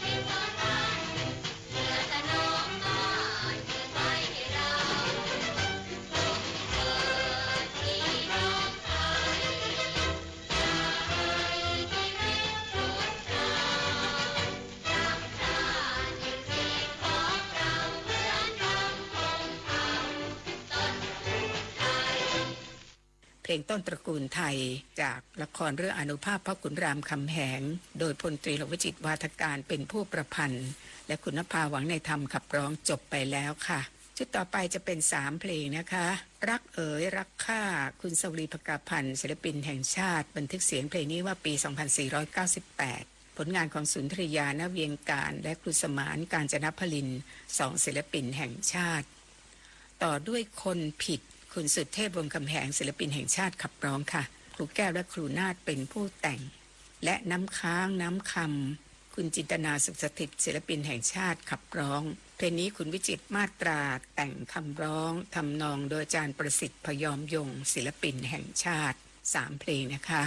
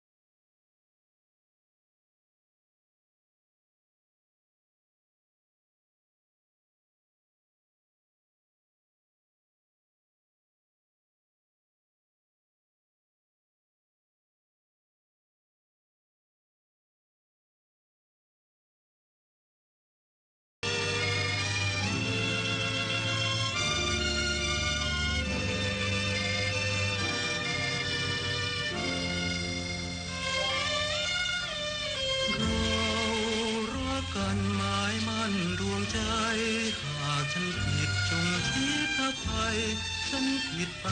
ยกโทษให้ฉันทำไมลงโทษลงทันประนามแต่ฉันคนเดียวสัมพันธ์ขาดเกลียวไม่เลี้ยวมา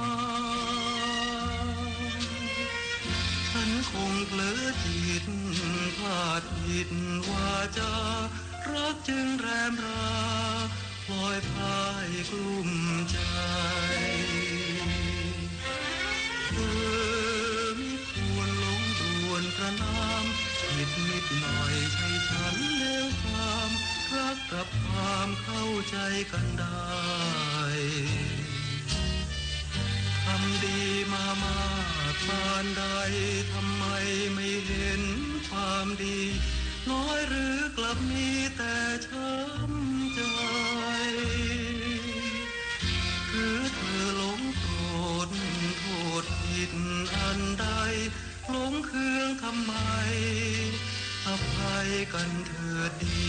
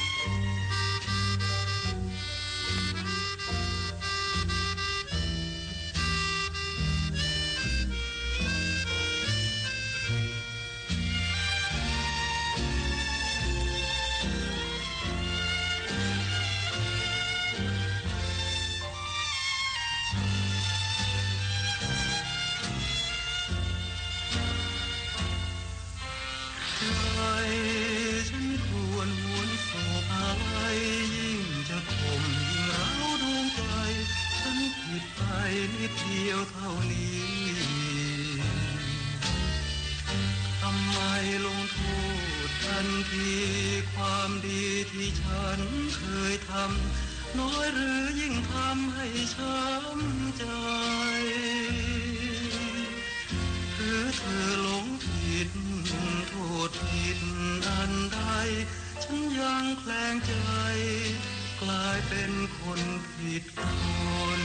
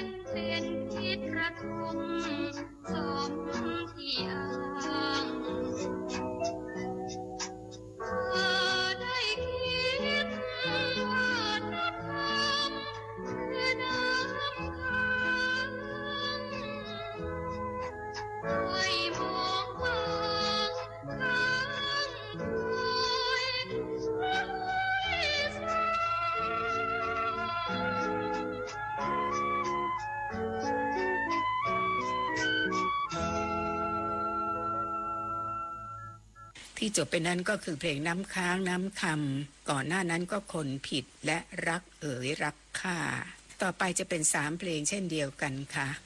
เริ่มด้วยเสียงคุณรวงทองทองลั่นทมศิลปินแห่งชาติเพลงทานสวรรค์คุณเกษมชื่นประดิษฐ์และคุณสมานกาญจนพลินศิลปินแห่งชาติร่วมกันแต่ง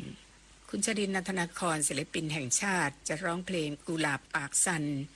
ซึ่งเพลงนี้เป็นผลงานของนักประพันธ์ของลาวนะคะ ที่ชื่อจำปารัตนสวรรค์ต่อด้วยวิมานลอยโดยคุณเพ็ญแขกัลจารึกครูสุรพลแสงเอกเป็นผู้แต่ง3เพลงเริ่มด้วยทานสวรรค์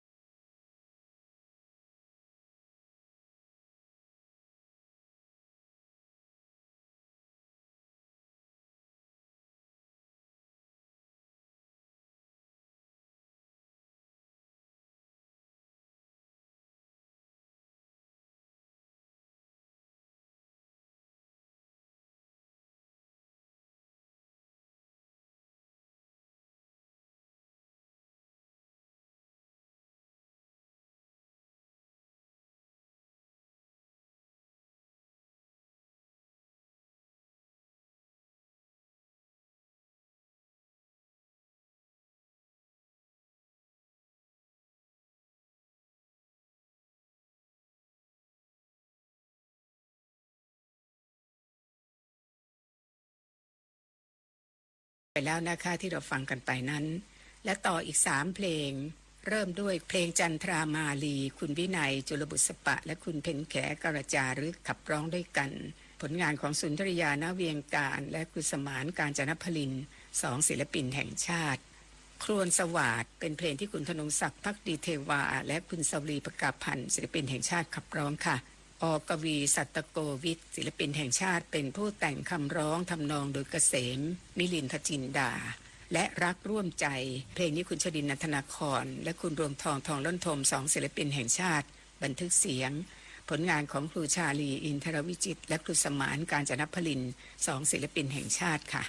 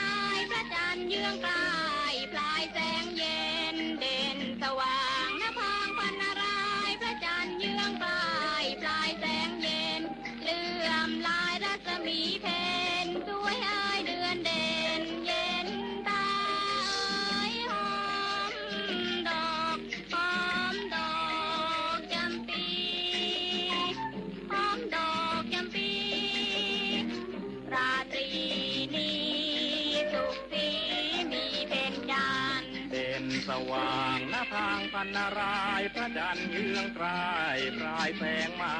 เด่นสว่างหน้าพางพันนารายพระจันทร์เยืองกลายปลายแสงมาเด่นดวงโส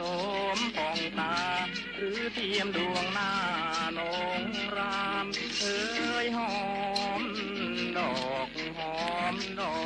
อัญชันหอมดอกอัญชันงามเพนจันไม่ทันเท่างามงอนกลิ่นประดูพัดลวนระวนระรวยรอทุกคนกันนิกากลิ่นประดูพัดลวนระวนระรวยรอทุกคนกันนิการื่นรมพัดผ่านมาหอมเอ่ยมาลาจะรุงใจเอ่ยหอมดอกหอมดอกลำดวนหอมดอกลำดวนกลิ่นโอมพวนยั่วยวนใจสรานกลิ่นประดูพัดรวนละวนละรวยรสสุคนคนกล้าเคล้ากลิ่นประดูพัดรวนละวนละรวยรสสุคนคนกล้าเคล้ากลิ่นพันไม้ยั่วยาวหรือเทียมกลิ่นเจ้านงกรานเอ้ยหอมดอกจำปาหอมดอกจำปากลิ่นยอดกัลยาพี่พันเธอรำพึง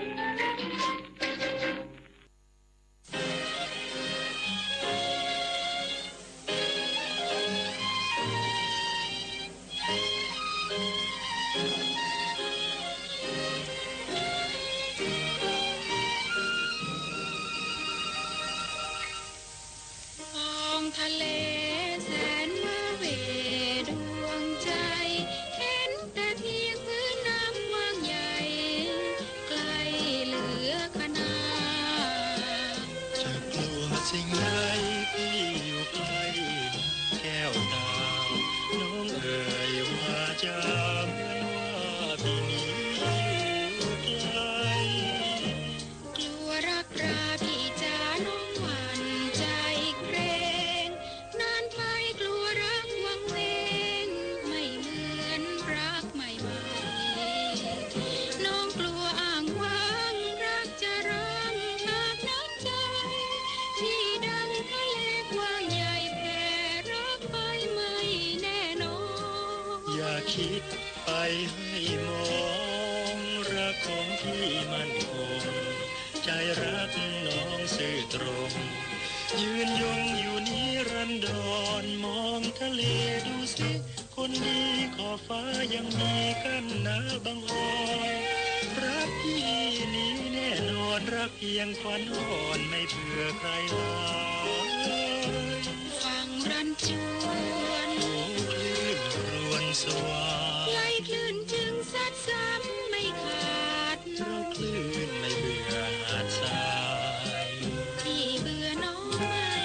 พี่ไม่เบื่อน้องไม่ได้ รักใครเหมือนคลื่นรักสา ไม่ ย เปลี่ยนรักคลายไปอื่นเลยอย่าคิดไปให้มองรักของพี่มันคงใจรักน้องซื่อตรงยืนยงอยู่นิรันดรมองทะเลดูสิคนดีขอบฟ้ายังมีขึ้นนะบางอ่อนรักพี่นี้แน่นอนรักเพียงควันอ่อนไม่เผื่อใครหลาย ฟังรันจวน โอ้คลื่นรวนสวา ไหลคลื่นจึงซัดซ้ำไม่ขาด เพราะคลื่นไม่เบื่อหาดทราย ที่เบื่อน้องไม่ ไม่เบื่อไม่ได้ รักใครเหมือนคลื่นรักสา ไม่ ย เปลี่ยนรักคลายไปอื่นเลยโอ้รักชื่นเชย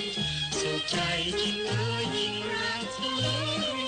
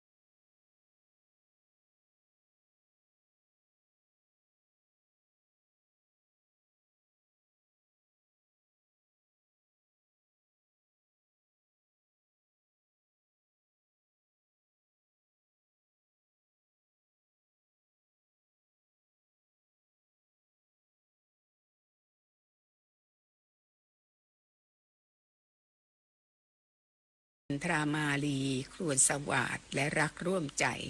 และก่อนจะจากกันในคืนนี้คุณวินัยจุลบุษปะอีกครั้งหนึ่งนะคะในเพลงราตรีระทม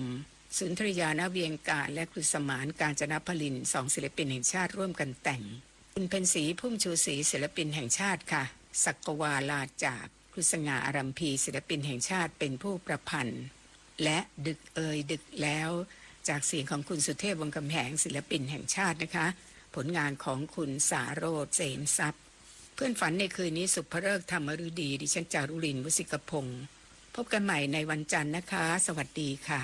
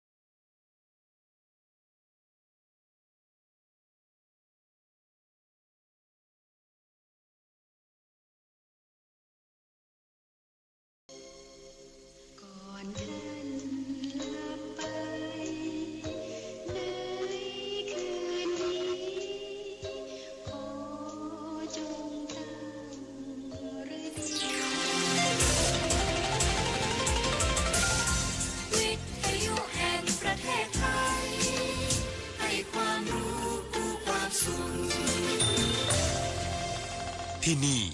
สถานีวิทยุกระจายเสียงแห่งประเทศไทยกระจายเสียงจากอาคารถนนวิภาวดีรังสิตกรุงเทพมหานครบัดนี้ขอยุติการกระจายเสียงสำหรับวันนี้ไว้แต่เพียงเท่านี้โปรดติดตามรับฟังการกระจายเสียงของทางสถานีวิทยุกระจายเสียงแห่งประเทศไทยได้ใหม่เริ่มตั้งแต่เวลา 5 นาฬิกาเป็นต้นไปขอความสุขสวัสดีจงมีแด่ท่านผู้ฟังทุกท่านราตรีสวัสดิ์ครับ